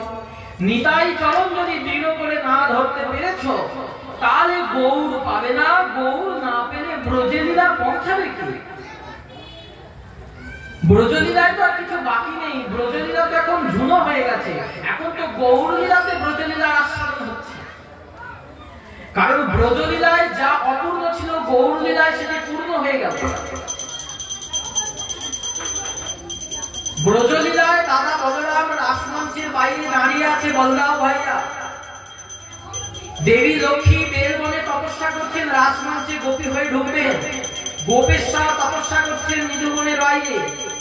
কাত্যায়নী দেবী বসে আছেন নিজুবনের বাইরে, ভেতরে প্রবেশ করার উপায় নাই। কিন্তু মহাপ্রভু সেই বৃন্দাবন থেকে এই ভূলোক নবদ্বীপে গুপ্ত বৃন্দাবনে সেই রাসকে প্রকট করলেন শিবাসঙ্গর মাঝে, সংকীর্তন রাস। সেখানে বলরামের যে বাসনা ছিল, আমি দাদা প্রণয় রসের মধ্যে ঢুকবো কি করে, সেখানে সেই বাসনাটা অনঙ্গ মঞ্জরির সাথে বলরাম তত্ত্ব মিশে হলো নিত্যানন্দ। নিত্যানন্দ হয়ে জগৎগুরু নিত্যানন্দ গৌরের সাথে সংকীর্তন রাসে অংশ নিলেন। অদ্বৈত আচার্য পৌর্ণমাসী যোগমায়া এবং গোপেশ্বর মহাদেব একত্রিত হয়ে অংশ নিলেন। শিবাস পণ্ডিত নারদ এবং ভক্ততত্ত্ব তিনি হয়ে অংশ নিলেন। গদাধর পণ্ডিত শ্রীমতী রাধারানী তিনি কায়ক স্বরূপ রূপে সেখানে অংশ নিলেন। আরো যত যত যত যত ব্রজের বৈকুণ্ঠের রামায়ণের যত পার্শ্বদ, হনুমান কখনো মধুর রস আস্বাদন করবার যোগ্য ছিলেন না। ছিলেন নাকি? হনুমান তো দাস্য রসের ভক্ত। দাস্য, সখ্য, বাৎসল্য, মধু। দাসের পরে তিনটে ধাপ উঠলে তবে মধু। হনুমান যে দাস্য রসের ভক্ত, তাহলে তিনি কিভাবে মধুর রস পাবেন? সেই হনুমান ত্রেতা যুগ থেকে হয়ে যাবে মুরারি গুপ্ত, তিনি সংকীর্তন রাসে অংশ নেবেন। তাহলে যারা রাসে ঢুকতে পারলো না, তারা পর্যন্ত এই জগতে মহাপ্রভু সংকীর্তন রাসে অংশ নিলেন। এমন করুণার অবতার আছে নাকি কোথাও? এই করুণার অবতার ছেড়ে অন্য কাউকে ভজতে যাবো কেন? অন্য কাউকে তো ভজবো না। যদি বুদ্ধিমান হয়ে থাকি, যজন্তি হি সুমেধস্য। ভাগবতে বলছে নবযোগীন্দ্র সংবাদে, নবমেন্দ্র যোগীন্দ্র পরহাজন ঋষি মহারাজ নিমির প্রত্যুত্তরে বলছেন, কৃষ্ণ বর্ণম দিশা কৃষ্ণম সাঙ্গ পাঙ্গস্ত্র পার্শ্বদম যজ্ঞৈ সংকীর্তন প্রায়ই যজন্তি হি সুমেধস্য। কলিযুগের ভগবান ফর্সা হবে, মুখে দিকে কৃষ্ণ কৃষ্ণ বলবে। সংকীর্তন যজ্ঞের দ্বারা তাকে আরাধনা করবে কারা? না যাদের বুদ্ধিটা মাথায় আছে, যাদের বুদ্ধি হাঁটুতে আছে, তারা করবে। দুর্বুদ্ধি সম্পন্ন ব্যক্তিরা হরিভজন করতে আসবে না। ভাগবত লিখছে সুবুদ্ধি যারা, তারাই হরিভজন করবে। যজন্তি হি সুমেধস্য, সুমেধা সম্পন্ন যারা। এমএ বিএ পিএইচডি পাস করলে মেধাবী হওয়া যায় না। বললেন এমএ বিএ পিএইচডি পাস করার পরেও কিন্তু দেখুন জেলে যাচ্ছে, দুর্নীতির কারণে জেলে যাচ্ছে। তাহলে উপায় কি? বলেন একমাত্র কৃষ্ণ ভক্তি রূপী বিদ্যা যদি থাকে, তবেই তিনি সুভক্তি সুবিদ্যা, তার বুদ্ধিটা সুমেধা। এই সুমেধাযুক্ত ব্যক্তি যদি হয় তবেই তিনি হরি ভজন করতে পারবেন, তিনি অধিকারী।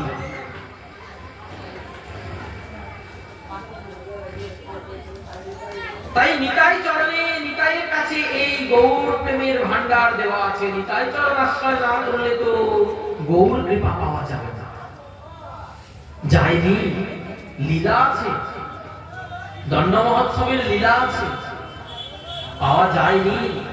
নিতাই চরণ ব্যতি রেখে গৌর কৃপা পেতে গেছিলেন, দেননি মহাপ্রভু কৃপা। তিনবার ফিরাই দিয়েছেন রঘুনাথ দাস গোস্বামীকে, বলেছেন চলে যাও রঘুনাথ, তোমার এখনো সময় হয়নি, স্থির হও রঘুনাথ, নাহাও বাতুল, ক্রমে ক্রমে পাইজি ভব সিন্ধু কুল, মর্কট বৈরাগ্য না করো লোক দেখাইয়া, যথাযোগ্য বিষয় ভঞ্জ অনাসক্ত হইয়া। এখনো তোমার সময় হয়নি, আশ্রয় না করলে বিষয় পাওয়া যায় না। নিতাই চাঁদ এসেছেন পানিহাটিতে, দাস গোস্বামী পাদ ছুটে গেছে। নিতাই তখন বলছে, আরে আরে আরে চোরা দিনে দর্শন, আজ লাগি পাইয়াছি তোরে করিব দণ্ড। আরে চোরা, আরে চোর চোর চোর, ধর ধর, কে চোর এসেছে। সঙ্গে সঙ্গে এই চুলের মুঠি ধরে টেনে এনেছে। কেন চোর বললেন? বললেন যার ধন তাকে যদি না বলে নেওয়া হয় তাকেই তো চোর বলে, তাই তো? কারো ধন তাকে না বলে দিলে তাকে তো চোর বলে। গৌর ধনটা কার? বলে নিতাইয়ের ধন গৌর। নিতাই ব্যতি রেখে গৌর ধন নিতে গেছিল রঘুনাথ, তাই তো তাকে চোর বলেছিল। দণ্ড দিলেন, কৃপা করলেন, তারপর মহাপ্রভুর কাছে গেলেন, সেখানে গিয়ে তার ভজন হলো। তাই গৌর কৃপা ব্যাতি রেখে, এই নিতাই কৃপা ব্যাতি রেখে গৌর কৃপা হয় না। বৃন্দাবনের ব্রজ গোপীগণের প্রেম লাভ হবে না, কারণ গোপীগণের যেই প্রেম কহে ভাগবতে, একলা নিত্যানন্দ হইতে পাইবে জগতে। একলা নিতাই যা দিতে পারে অন্য কেউ তা দিতে পারে না, কারণ নিতাই তো সাক্ষাৎ, সাক্ষাৎ সেই শেষসায়ী শঙ্কর্ষণ অবতারী নারায়ণ, সেই শেষসায়ী শঙ্কর্ষণ যিনি কারণোদ্রবসায়ী, গর্ভোদকসায়ী, ক্ষীরোদসায়ী, সেই যে মহাবিষ্ণু, সেই যে বিষ্ণু, তিনিই তো সাক্ষাৎ।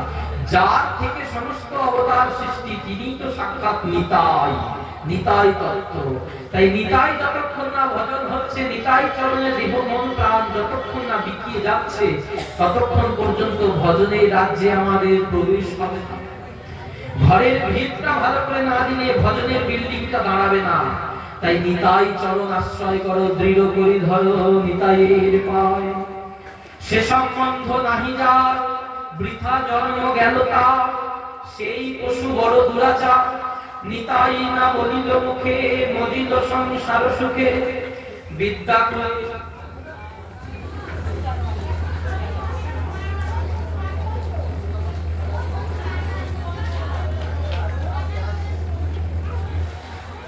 নিতাই না বলিল মুখে, মজিল সংসার সুখে, বিদ্যা করে কি করিবে তার? তার বিদ্যা করে কি লাভ? যে নিতাই না বললো, এই জন্ম পেয়ে, এমন মানব জন্ম পেয়ে যে নিতাই বলে না কাঁদলো, যে গৌর বলে না ভজলো, আর তো কোনো উপায় নাই। নিতাই চাঁদ সম্বন্ধে রাঘব পণ্ডিতের সন্দেহ ছিল, আরে নিতাই অবধূত, কোন আচার বিচার মানে না, যত্রতত্র যাত্রার হাতে খেতে শুরু করে দেয়, যাকে তাকে জড়িয়ে ধরে। ব্রাহ্মণের ছেলে, তৎকালীন দিনে তো নিয়ম ছিল, ব্রাহ্মণ ছোট জাতকে জড়িয়ে ধরতে পারত না, তার ছায়া মারাতে পারত না। তা নিতাই চাঁদ সবের ঊর্ধ্বে। অবনী মন্ডল প্রেমে বাদল করল অবধূত ধাম, তবে অবনী মন্ডলে প্রেমের বাদল ছেড়ে দিয়েছিলেন আমার নিতাই চাঁদ।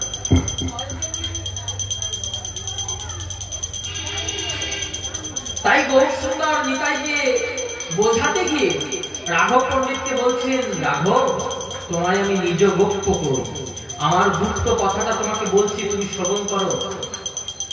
আমার দ্বিতীয় নাই নিত্যানন্দ বই, আমি আর নিত্যানন্দে আলাদা নই, আমি আর নিত্যানন্দ একই বস্তু। আমিও যা, নিতাইও তাই, অভিন্ন চৈতন্য তন্ত্র ঠাকুর অবধূত। চৈতন্য মহাপ্রভুর অভিন্ন দেহই হলেন নিতাই চাঁদ। শুনো রাঘব, তোমায় আমি নিজ গপ্য কই, আমার দ্বিতীয় নাই নিত্যানন্দ বই। তিলার ভেক নিত্যানন্দে যার দেশ রহে, কোটি জন্ম ভজিলেও আমার প্রিয় নয়। তিলার্ধেও যদি নিতাইয়ের প্রতি কারো দেশ থাকে, তিলার্ধে কেউ যদি নিতাইকে পছন্দ না করে, কোটি জন্ম ভজন করলেও আমি তাকে ভজন করি, আমি তাকে কৃপা করি। কিন্তু যার নিতাইয়ের প্রতি প্রীতি, সে আমাকে না ভজলেও অনায়াসে সে আমাকে পেয়ে যায়। কারণ জগৎ গুরু নিতাই, জগতের সত্তায় নিতাইয়ের সত্তা, নিতাইয়ের সত্তায় জগতের সত্তা। জগতের যত যত কিছু প্রকাশ সবই হচ্ছে নিত্যানন্দ স্বরূপের প্রকাশ, তার থেকেই সৃষ্টি। এই যে পতিত পাবন গঙ্গা হয়ে আসছে, এ নিতাইয়ের বাঁ পায়ের বুড়ো আঙুলের কোণা থেকে সৃষ্টি। ওই বৈকুণ্ঠে বামন অবতার, বামন অবতারের ওই বাঁ পায়ের বুড়ো আঙুলের কোণ থেকে মা গঙ্গার সৃষ্টি। বিষ্ণু পাদুদা, ওই বামনই হচ্ছে নিতাই, ওই সংকর্ষণ তত্ত্ব, ওই কায় স্বরূপ। এই হচ্ছে নিতাই সর্বময়।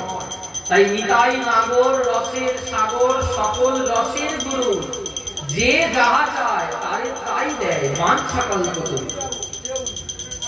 নিতাই সব, নিতাই সব, নিতাই সব দিতে পারে, যা চাইবে নিতাই চরণে বসে থাকলে সব পাবে। তাই আমার বাবাজি মহারাজ একটি কথা বলেছেন, বলেন আরে ভাই আমরা নিতাই ভজি, আমাদের আর কিছু করবার নাই ভাই। ভাই রে আয় আয় আমরা নিতাই ভজি, আমাদের আর কিছু করবার নাই, আমরা প্রাণ ভরে নিতাই বলি।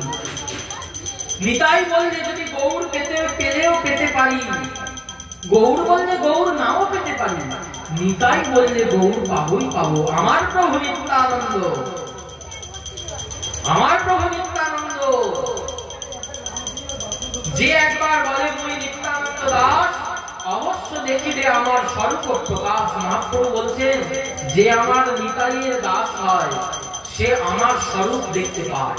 তাই বললেন ধর্মা ধর্ম পরিহরি হও নিতাইয়ের দাস।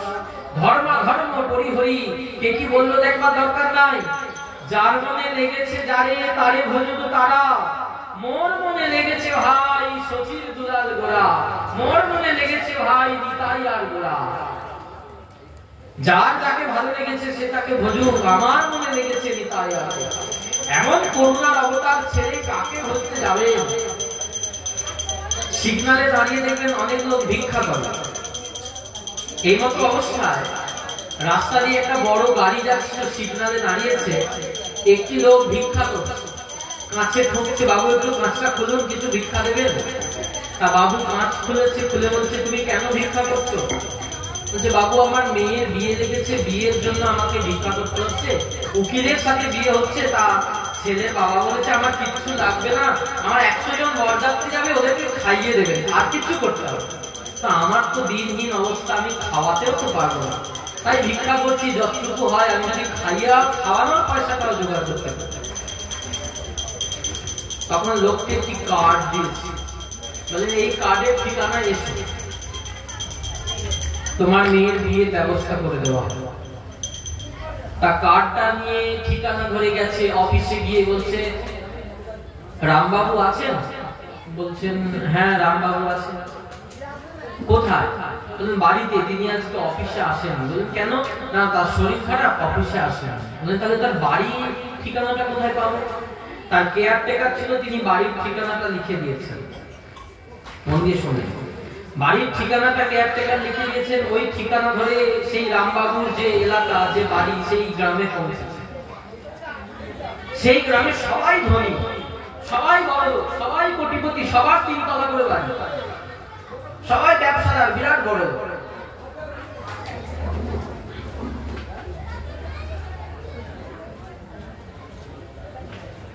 সেই রামবাবুর কাছে গেছে, রামবাবু তাকে 4 লক্ষ টাকা দিয়েছে। দেয়াতে বলেছে মেয়ের বিয়ে খুব ধুমধাম করে দিও, আর অষ্টমঙ্গলায় মেয়ে জামাই এলে মেয়ে জামাইকে বিদায় করার পর আমার সাথে দেখা করেছে, কেমন মেয়ের বিয়ে কাটলো আমাকে জানিয়ে দেবে। তা অষ্টমঙ্গলা কেটে গেছে, আবার এসেছেন ওই ঠিকানা, এসে বলছেন রামবাবুর বাড়িটা কোন দিকে যাব? বলছেন এই গ্রামের সবাই বড় লোক। বলেন বড় লোক বাবুটার বাড়ি কোথায় যাব? রামবাবু বলেন বলেন বড়লোক বাবুটার বাড়ি কোথায়? বলেন এই গ্রামে সবাই তো বড়লোক বাবু, কেউ গরিব লোক বাবু নাই, সবাই বড়লোক বাবু। আপনি কার বাড়ি যাবেন? বলেন না, যিনি আমায় 4 লক্ষ টাকা দিয়েছিলেন মেয়ের বিয়েতে। বলেন এই গ্রামে তো সবাই এরকম অনেক লোককে টাকা দিয়ে থাকে। তা আপনি কোন বাবুর কথা বলছেন? তা আপনি সামনে দিয়ে চলে যান, সামনে শ্যামবাবুর বাড়ি। বলে না, শ্যামবাবুর বাড়িতে তো আমি যাবো না। বলে কেন? উনিও তো লোককে টাকা দেন, দেখুন হয়তো উনিও আপনাকে টাকা দিতে পারে। না, তার আগে একটু যান, আগে যান যদুবাবুর বাড়ি আছে। না, যদুবাবুর কাছে যাবো না। টাকা তো আমাকে দিয়েছে রামবাবু, আমাকে টাকা দিয়েছে রামবাবু, যদি যেতে হয় তো আমি রামবাবুর কাছে যাব। কৃষ্ণকে রাধাকে সেটি দিয়েছে তো আমাকে নিতাই, আমি যদি যেতে হয় আমি নিতাইয়ের কাছে যাব, অন্য কারোর কাছে যাব না। জগতে কৃষ্ণকে রাধাকে, রাধা প্রেম, রাধার মহিমা, প্রেম রসসীমা জগতে জানাতো কে? এটি কে জানিয়েছে? আমার চৈতন্য মহাপ্রভু, আমার নিত্যানন্দ প্রভু। তাই আমি অন্য কারোর কাছে যাবো কেন? তারা তাদের কাছে যায়। তোমার প্রভু অনেক থাকতে পারে, আমার কেবল তুমি। নিতাই ছাড়া ভজি না, নিতাই ছাড়া বাঁচি না, নিতাই ছাড়া বলি না, গৌর বিনা আন জানি না, গৌর বিনা ভজি না, গৌর বিনা বাঁচি না। গৌর হোক সবার নয়ন তারা, সবার নয়নে বহুত ধারা, গৌর হোক সবার নয়ন তারা। সবার আঁখি মুখে তারা বলুক গোরা, গোরা গোরা গোরা গোরা গৌরাঙ্গ হে, হা গোরা প্রাণ গোরা গৌরাঙ্গ হে। গৌরের সামনে আর কিছু নাই। যিনি দিয়েছেন কৃতজ্ঞতা আমি তাকেই জানাবো। এই জন্যই নিতাই চাঁদের বড় ভারী মহিমা। তাই হরিনাম প্রচারের ভারটা নিতাই চাঁদকেই দেওয়া হয়েছে, আর হরিদাস ঠাকুরকে দেওয়া হয়েছে। অন্য কাউকে হরিনাম প্রচারের ভার দেয়নি। ওই পুরীতে গম্ভীরাতে গৌর বসে আছেন, একদিন নিতাই চাঁদকে ডেকে বলছেন, শোনো নিতাই, শ্রীপাদ, নিতাই তো বলতেন না, শ্রীপাদ বলে ডাকতেন, শ্রীপাদ শোনো। বল প্রভু কি? না, আমার মনে মনে একটা বাসনা আছে, তুমি যদি সেই বাসনা পূর্ণ করো ভালো ভালো। কি প্রভু বলো? প্রভু কহে, নিত্যানন্দ কলির জীব হলো অন্ধ, জীবে তো না পেল কৃষ্ণ নাম। এই কলির জীব অন্ধ, এই কলির জীব কৃষ্ণ নাম করে না। নিতাই এক নিবেদন তোরে, নয়নে দেখিবে যারে, কৃপা করি লওয়াইও না। এক নিবেদন, নয়নে যাকে দেখবে তারেই হরিনাম দেবে। তুমি যারেই দেখবে তারেই হরিনাম দেবে, তারেই কৃষ্ণ বলবে, কৃষ্ণ বলাইবে। নিতাই বললেন, আমি কৃষ্ণ কৃষ্ণকে তো চিনি না। কে কৃষ্ণ আমি চিনি না, তুমি চিনতে পারো কৃষ্ণকে, আমি চিনি গৌরকে। তাই আমি যদি কাউকে কিছু বলাই, আমি কি বলাবো? ভজ গৌরাঙ্গ, কহ গৌরাঙ্গ, লহ গৌরাঙ্গের নাম রে। যে জনা গৌরাঙ্গ ভজে, সে হয় আমার প্রাণ রে। ভজ গৌরাঙ্গ, কহ গৌরাঙ্গ, লহ গৌরাঙ্গের নাম রে। আমি গৌর, আমি জগৎজীবকে শেখাবো তোমরা গৌর বলো। তুমি তাই বলো, কিন্তু যারেই দেখবে তারই হরিনাম বলাবে। যদি হরিনাম নিতে না চায়, আগে তার ধরিবে হাতে, আগে তার হাতে ধরে বলবে হরিনাম নেওয়ার জন্য, পিছে তার লুটাইবে পায়। যদি হাতে ধরলেও হরিনাম না নেয়, পরে তার পায়ে লুটিয়ে পড়ে বলবে, ভাই রে তোদের পায়ে পড়ি, তোরা একবার বল গৌর হরি। তোদের পাপ তাপের বোঝা নেব, পাপ তাপের বোঝা নিয়ে আমি নরকে যাব। তোদের যত পাপ তাপের বোঝা সব আমায় দে, আমি সবার পাপ তাপ নিই, তাই তাই আমার নাম নিতাই। আমি সবার পাপ তাপ নিই, তাই আমার নাম নিতাই। তোদের যত পাপ তাপের বোঝা আছে আমায় দে, তোরা শুধু বদন ভরে গৌর হরি বল। আর কিছু বলতে লাগবে না, প্রাণ ভরে বলো জয় গৌর হরি, জয় গৌর হরি, জয় গৌর গৌর হরি বল। নিত্যানন্দ হরিদাস প্রতি দ্বারে দ্বারে চলেছে হরিনাম দেবার জন্য। বলেন তুমি আর নীলাচলে আসবে না সেটা। মহাপ্রভুর কড়া নির্দেশ নিতাইয়ের প্রতি। যে নিতাই গৌর ছাড়া জানে না, যে নিতাই গৌর ছাড়া অন্য কিছু বুঝে না, সেই নিতাই তার উপর আদেশ হচ্ছেন মহাপ্রভু তুমি আর নীলাচলে আসবে না। প্রতি বছর রথযাত্রায় নীলাচলে আসে গৌর ভক্তগণ মহাপ্রভুকে দেখতে, তুমি আসবে না কেন?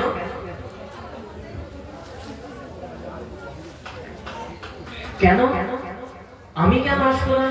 বলেন তুমি যাও নিতাই শ্রী গৌর মন্ডলে, তুমি গৌর মন্ডলে গৌরের প্রতি দাঁড়ে দাঁড়ে যাও, প্রত্যেক জীবের দাঁড়ে দাঁড়ে যাও। তুমি যদি সেখান থেকে চলে আসো হরিনামে বাধা পড়বে, হরিনাম বিলাতে ব্যাঘাত ঘটবে, তাই তুমি আসবে না। নিত্যানন্দ প্রেমে মত্ত হয়ে গতিমত্ত সিংহ যিনি, কম্পবান মেদিনী সিংহ গতি চলে যাচ্ছে আমার নিতাই চাঁদ। যারে দেখছে তারই আলিঙ্গন করছে, আর বদন ধরে একবার গৌর হরি বল, গৌর হরি বল বলাচ্ছেন অপূর্ব পরমানন্দ নিত্যানন্দ রায়। অভিমান শূন্য নিতাই নগরে বেড়ায়, যারে দেখে তারে কহে দন্তে তৃণ ধরি, আমারে কিনিয়া লহ বল গৌর হরি। আমি তোদের চরণে দাস হয়ে যাব, আমায় কিনে নে রে গৌর বলে। যদি আমাকে কিনতে চাস গৌর বল। এই নিতাই রায় এমন প্রেমের ঠাকুর, এমন কৃপার ঠাকুর হবে না। কংস বধ করতে গেছিল কৃষ্ণকে, কংসকে বধ করে দিয়েছেন কৃষ্ণ। জরাসন্ধ বধ করতে এসেছিল কৃষ্ণকে, জরাসন্ধকে বধ করে দিয়েছিলেন কৃষ্ণ। শিশুপাল কৃষ্ণের বিরুদ্ধে আচরণ করেছিলেন, শিশুপালকে মস্তক ছেদন করে দিয়েছিলেন। কিন্তু এই কলিযুগে জগাই মাধাইয়ের মতো ভক্ত পাপিষ্ঠ, তারা নিতাই অঙ্গে আঘাত করে রক্ত ঝরিয়ে দিল, কিন্তু করুণার অবতার মহাপ্রভু কৃপা করে নিতাই চাঁদের জন্য তাদেরকে প্রেম দিলেন। নিতাই চাঁদি তো মনে করিয়ে দিয়েছেন, এবে অস্ত্র না ধরিবে, প্রাণে কারো না মারিবে, নাম প্রেমে করিবে উদ্ধার। তাই এই নিতাই কৃপাই আমাদের জীবনের সার। তাই দিনান্তে দিন গেলে একবার নিতাই বলে ডাকো, হানিতাই বলে ডাকো, নিতাই বলে কাঁদো, তবেই জীবনে প্রেম লাভ হবে। কারণ ওই গৌর যে প্রেম নিয়ে এসেছেন, ওই প্রেমের ভান্ডারে নিতাই, প্রেমেরও ভান্ডারে নিতাই। গৌর ভান্ডার, গৌর প্রেমের ভান্ডার নিয়ে প্রেমের ভান্ডারে নিতাই গৌর দেশে এসেছেন, সবার কাছে হরিনাম দিচ্ছেন। নিতাই খেয়ে না বুঝলে ওই প্রেম নিতাই দেবে না। আঁচলা ভরে ভরে নিতাই দিচ্ছেন, তুমিও আঁচলা ভরে ভরে পান করো, ওই প্রেম ও পীযুষ পান করো, আঁচলা ভরে ভরে পান করো। হ্যালো হ্যালো হ্যালো হ্যালো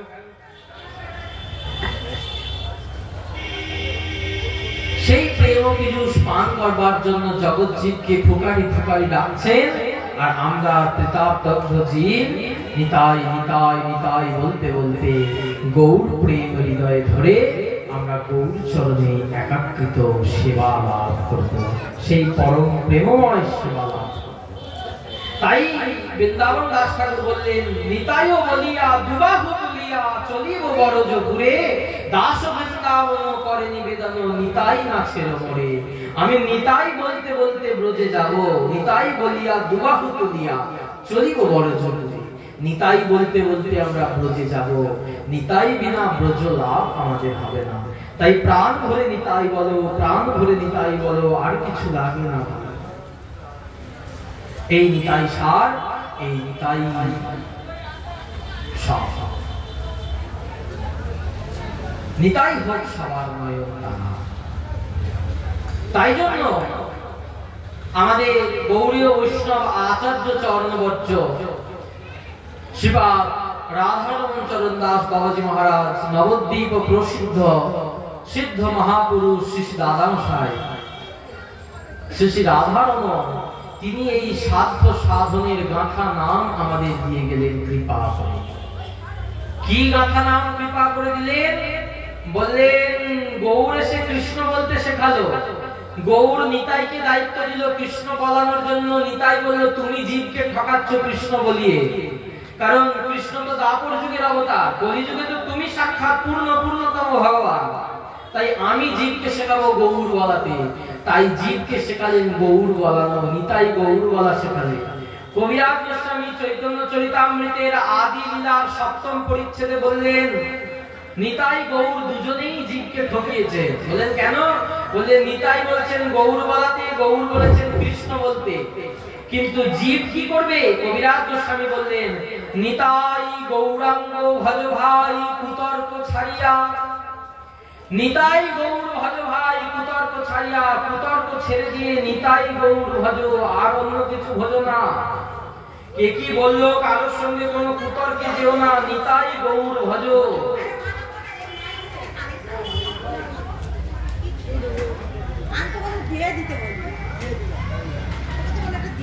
তাই তিনি সাধ্য সাধনের গাথা নাম আমাদের উপহার দিলেন। ভজ নিতাই গৌর রাধে শ্যাম, জপ হরে কৃষ্ণ হরে রাম। কি করবে? সাধ্য সাধনের গাথা নাম, সাধ্য সাধন নির্ণয় করা নাম। ভজবে কাকে? ভজ নিতাই গৌর রাধা শ্যাম, নিতাই গৌর রাধা শ্যাম যুগপৎ উপাস্য। কিভাবে ভজবে? না জপ হরে কৃষ্ণ হরে রাম, হরে কৃষ্ণ হরে রাম নাম জপে নিতাই গৌরকে ভজবে। তাই ওই ভক্তগণ গুরুদেব দিয়েছেন মালাতে ক্রমশ ঘুরিয়ে যাচ্ছে ওই মহামন্ত্র নাম। ওর দ্বারা ভজন হবে। কার ভজন? নিতাই গৌর রাধা শ্যাম। তাই প্রাণ ভরে বলুন ভজ নিতাই গৌর রাধে শ্যাম, জপ হরে কৃষ্ণ হরে রাম। ভজ নিতাই গৌর রাধে শ্যাম, জপ হরে কৃষ্ণ হরে রাম। ভজ নিতাই গৌর রাধে শ্যাম, জপ হরে কৃষ্ণ হরে রাম। এই হলো সিদ্ধ নাম। কেন সিদ্ধ? বলেন এই নামে মরা বাঁচলো, এই নামে তরু নাচলো, এই নামে গাছ নাচলো। মরা বাঁচানো, গাছ নাচানো, এই নাম সিদ্ধ নাম। আজকের তিথি চতুর্দশী তিথি। এই আজকের দিনে নবদ্বীপে যে পোড়ামাতলায় গুরু শিব আছেন, সকল লোক গঙ্গা থেকে জল নিয়ে শিবা সঙ্গনের রাস্তার সামনে দিয়ে, নবদ্বীপে যে শিবা সঙ্গন, যেটা মূল শিবা সঙ্গন নবদ্বীপে, ওই শিবা সঙ্গনের সামনে দিয়ে যাচ্ছেন। আর এই দাদামশাই বসে আছেন, রাধারমণ বসে আছেন। সকলে বলছেন যে এরা কোথায় যাচ্ছে রে? বলছেন এরা শিবের মাথায় জল ঢালতে যাচ্ছে। বলছেন ওখানে জল ঢালতে যেতে হবে না, ওদেরকে বল গঙ্গা থেকে জল নিয়ে এসে আমার মাথায় ঢালতে। সাক্ষাৎ পুরুষ তো, কেন সাক্ষাৎ পুরুষ না হলে মরা বাঁচানো সম্ভব না। দক্ষিণেশ্বরে রাধারমণ হাঁটছেন হাতে একটা লাঠি নিয়ে, এই রামকৃষ্ণ কথামৃতের লীলা ঘটনা। দক্ষিণেশ্বরের মন্দিরের সামনে দিয়ে ঠাকুর রামকৃষ্ণদেব দাঁড়িয়ে আছেন আর রাধারমণ হাঁটছেন। এমতো অবস্থায় একটা মা তার সাপে কামড়ানো তার সন্তানকে নিয়ে এসেছেন রামকৃষ্ণদেবের কাছে। ঠাকুর, ও ঠাকুর, তোমার মাকে বলো আমার ছেলেটাকে বাঁচিয়ে দিতে, ছেলেটা ছাড়া তো আমার কেউ না। রামকৃষ্ণদেব তখন বলছে হ্যাঁ রে, আমি কে? আমি তো মায়ের ছেলে রে, সাক্ষাৎ ভগবান যেখান দিয়ে হেঁটে যাচ্ছে যা তাকে গিয়ে বল।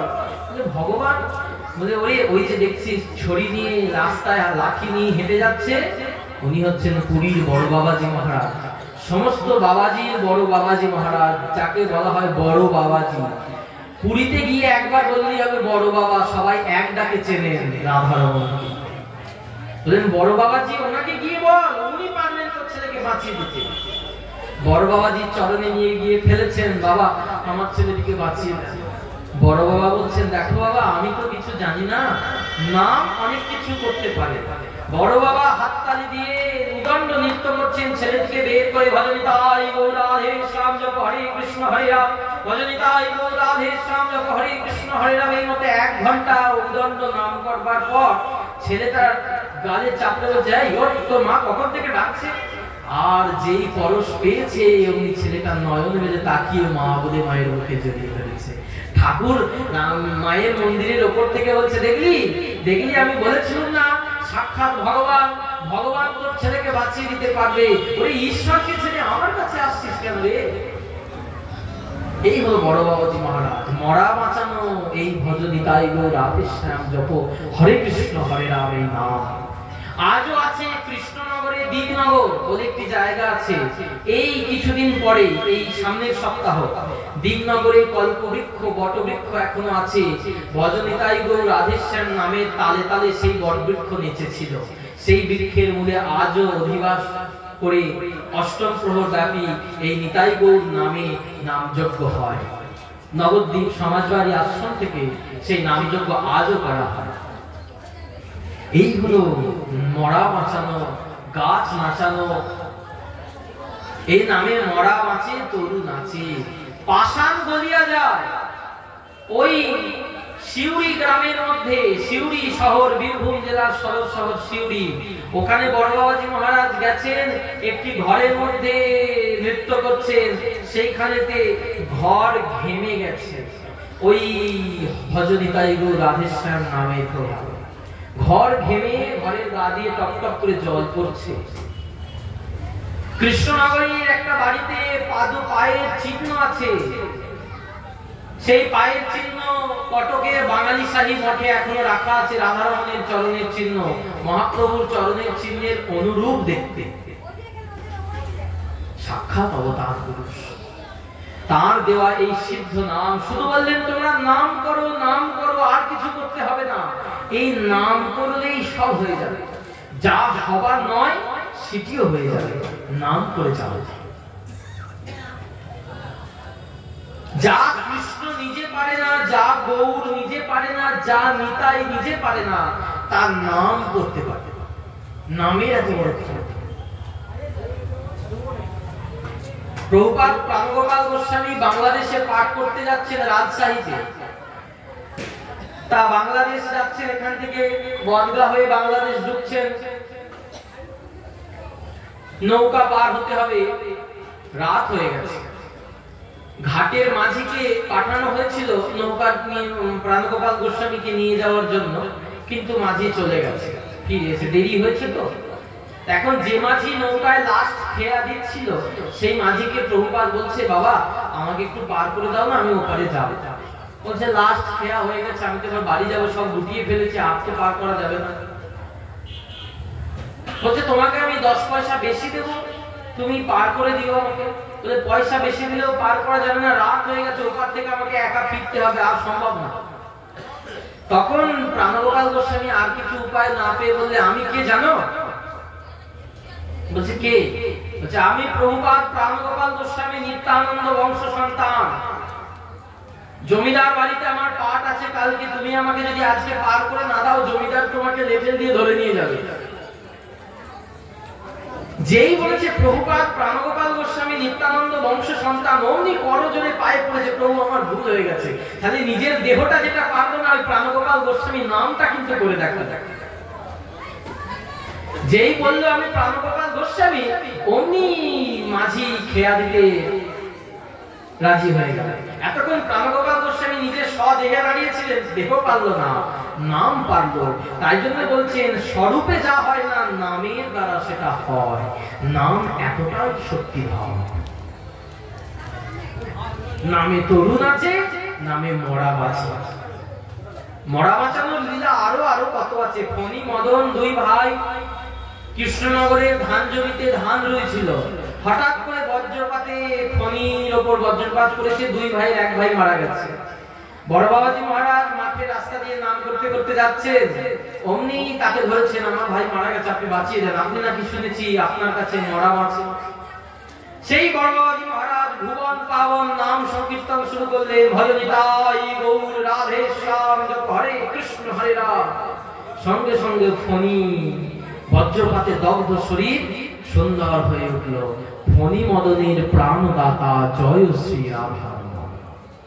এই রাধা নিতাই গৌর তত্ত্বটা হারিয়ে গেছিল, নিতাই গৌর ভজন হারিয়ে গেছিল।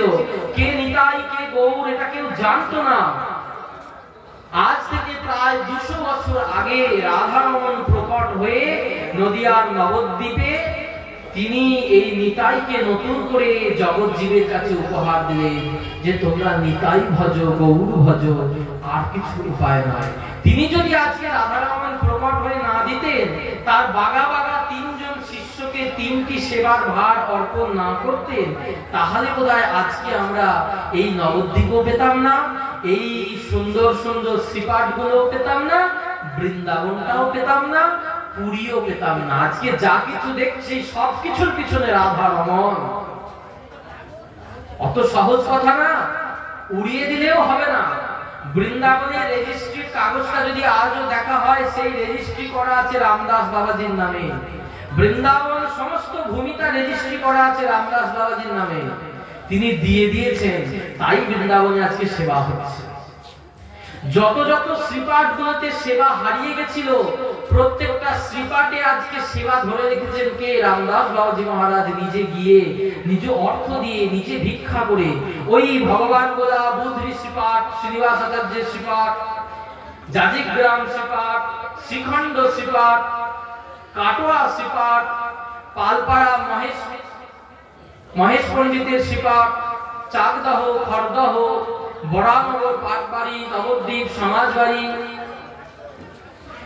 পুরীতে হরিদাস ঠাকুর মঠ, ঝাঁঝপিঠা মঠ, প্রত্যেকটা বড় বড় মূল মূল যেখানে সেবা, প্রত্যেকটা জায়গায় শ্রীপাদ বাবাজি মহারাজ গিয়ে সেবা ধরেছেন। সেবা ধরবার লোক নাই। খ্রিস্টানরা এসে সেই সেবা লোপাট করে দিতে চেষ্টা করেছিল পুরীর হরিদাস ঠাকুর মঠের ওপরে। আজকে যেখানে গিয়ে হরিদাস ঠাকুরের সমাধি দেখছেন, ওটা থাকতো না। খ্রিস্টানদের চার্চ হবে বলে সিদ্ধান্ত হয়েছে। বাবাজি মহারাজ তখন ঝাঁঝপিঠা মঠে আছেন, কানে খবর গেছেন হরিদাস ঠাকুরের সমাধিটা বিক্রি হয়ে যাচ্ছে। কত টাকা না? 50,000 টাকায় বিক্রি হয়ে যাচ্ছে। আজ থেকে প্রায় ধরে রাখুন 70-80 বছর আগের গল্প বলছে। খ্রিস্টানরা কিনে নিচ্ছে, হোটেল বানাবে বলে, চার্চ বানাবে বলে। খ্রিস্টানরা কিনছে কিছুটা, পাঞ্জাবিরা কিনছে কিছুটা, হোটেল হবে আর চার্চ হবে।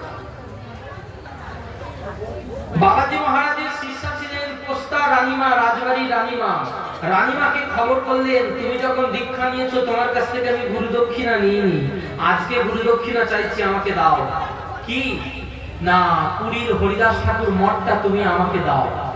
আমি কিভাবে দিতে পারি? বলেন ওরা 50,000 টাকা দাম দিয়েছে, আমি 60,000 টাকা দাম দিয়ে ওই ভূমিটা কিনতে চাই, তুমি আমাকে টাকা পাঠাও। তার জমিদারি থেকে পোস্তা রানীমা সেখান থেকে টাকা পাঠালেন। সেই টাকা দিয়ে 60,000 টাকার বিনিময়ে রামদাস বাবাজি মহারাজের নামে রেজিস্ট্রি হলো সেই হরিদাস ঠাকুরের সমাধি। আজকে যে হরিদাস ঠাকুরের সমাধিতে গিয়ে আমরা প্রণাম ঠুকছি, থাকতো না। আটপুর শ্রীপাঠ, যে আটপুর শ্রীপাঠ হচ্ছে বৃন্দাবনের যিনি অর্জুন সখা ছিলেন পরমেশ্বর দাস ঠাকুর, তার শ্রীপাঠ। সেই আটপুর শ্রীপাঠের সেবা উদ্ধার করেছেন শ্রীপাদ রামদাস বাবাজি মহারাজ। ওই রাধারমণের শিষ্য সর্বশক্তি রামদাসকে সঞ্চারিত করলেন, সেবা শক্তি সঞ্চার করলেন ললিতা সখীকে, আর গুরু ভক্তির শক্তি সঞ্চার করলেন নবদ্বীপ দাসকে। 3 জন বাঘা শিষ্যকে 3 দায়িত্ব দিয়ে রাধারমণ ঠিক এই শিবরাত্রি থেকে 2 দিন পর দ্বিতীয়া তিথিতে অপ্রকট হয়ে গেলেন। ওই যে বললেন ওরা জল ঢালতে যাচ্ছে আমার মাথায় ঢালো, আজকে জল ঢাললো, সকলে এসে অভিষেক করলো রাধারমণকে শিবরাত্রির দিন। আর তারপরের দিন রাধারমণ নিত্য লীলায় চলে গেলেন। নাম করতে করতে নিতাই গৌর রাধেশ্যাম, নিতাই গৌর নাম বলতে বলতে রাধারমণ অপ্রকট হয়ে গেলেন। আজও নবদ্বীপে গেলে শিবাশ্রমের উল্টো দিকে সমাজবাড়ি আশ্রমে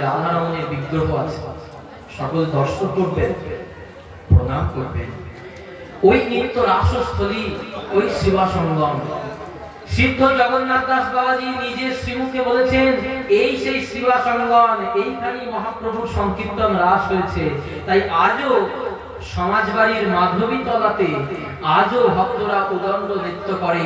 যদি কোনোদিন সৌভাগ্য হয়, কেউ কেউ গৌড়ের সংকীর্তন রাস দেখলেও দেখে থাকতে পারে।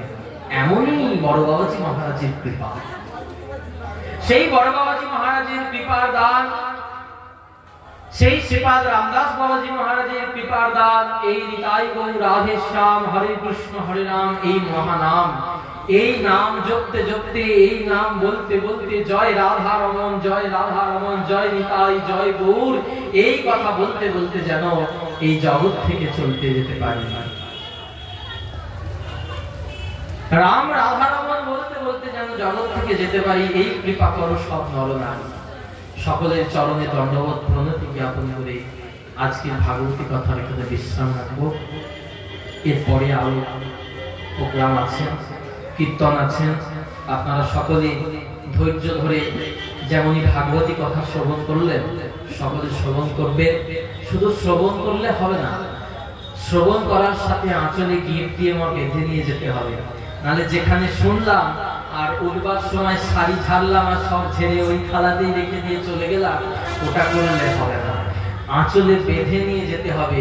বসেছেন রত্ন নিতে, তাই রত্নকে আঁচলে বেঁধে বাড়ি নিয়ে যেতে হবে। এটি আমাদের লক্ষ্য। জয় নিতাই, জয় গৌর, জয় জয় শ্রী রাধা রমন। ভজ নিতাই গৌর রাধে শ্যাম, জপ হরে কৃষ্ণ হরে রাম।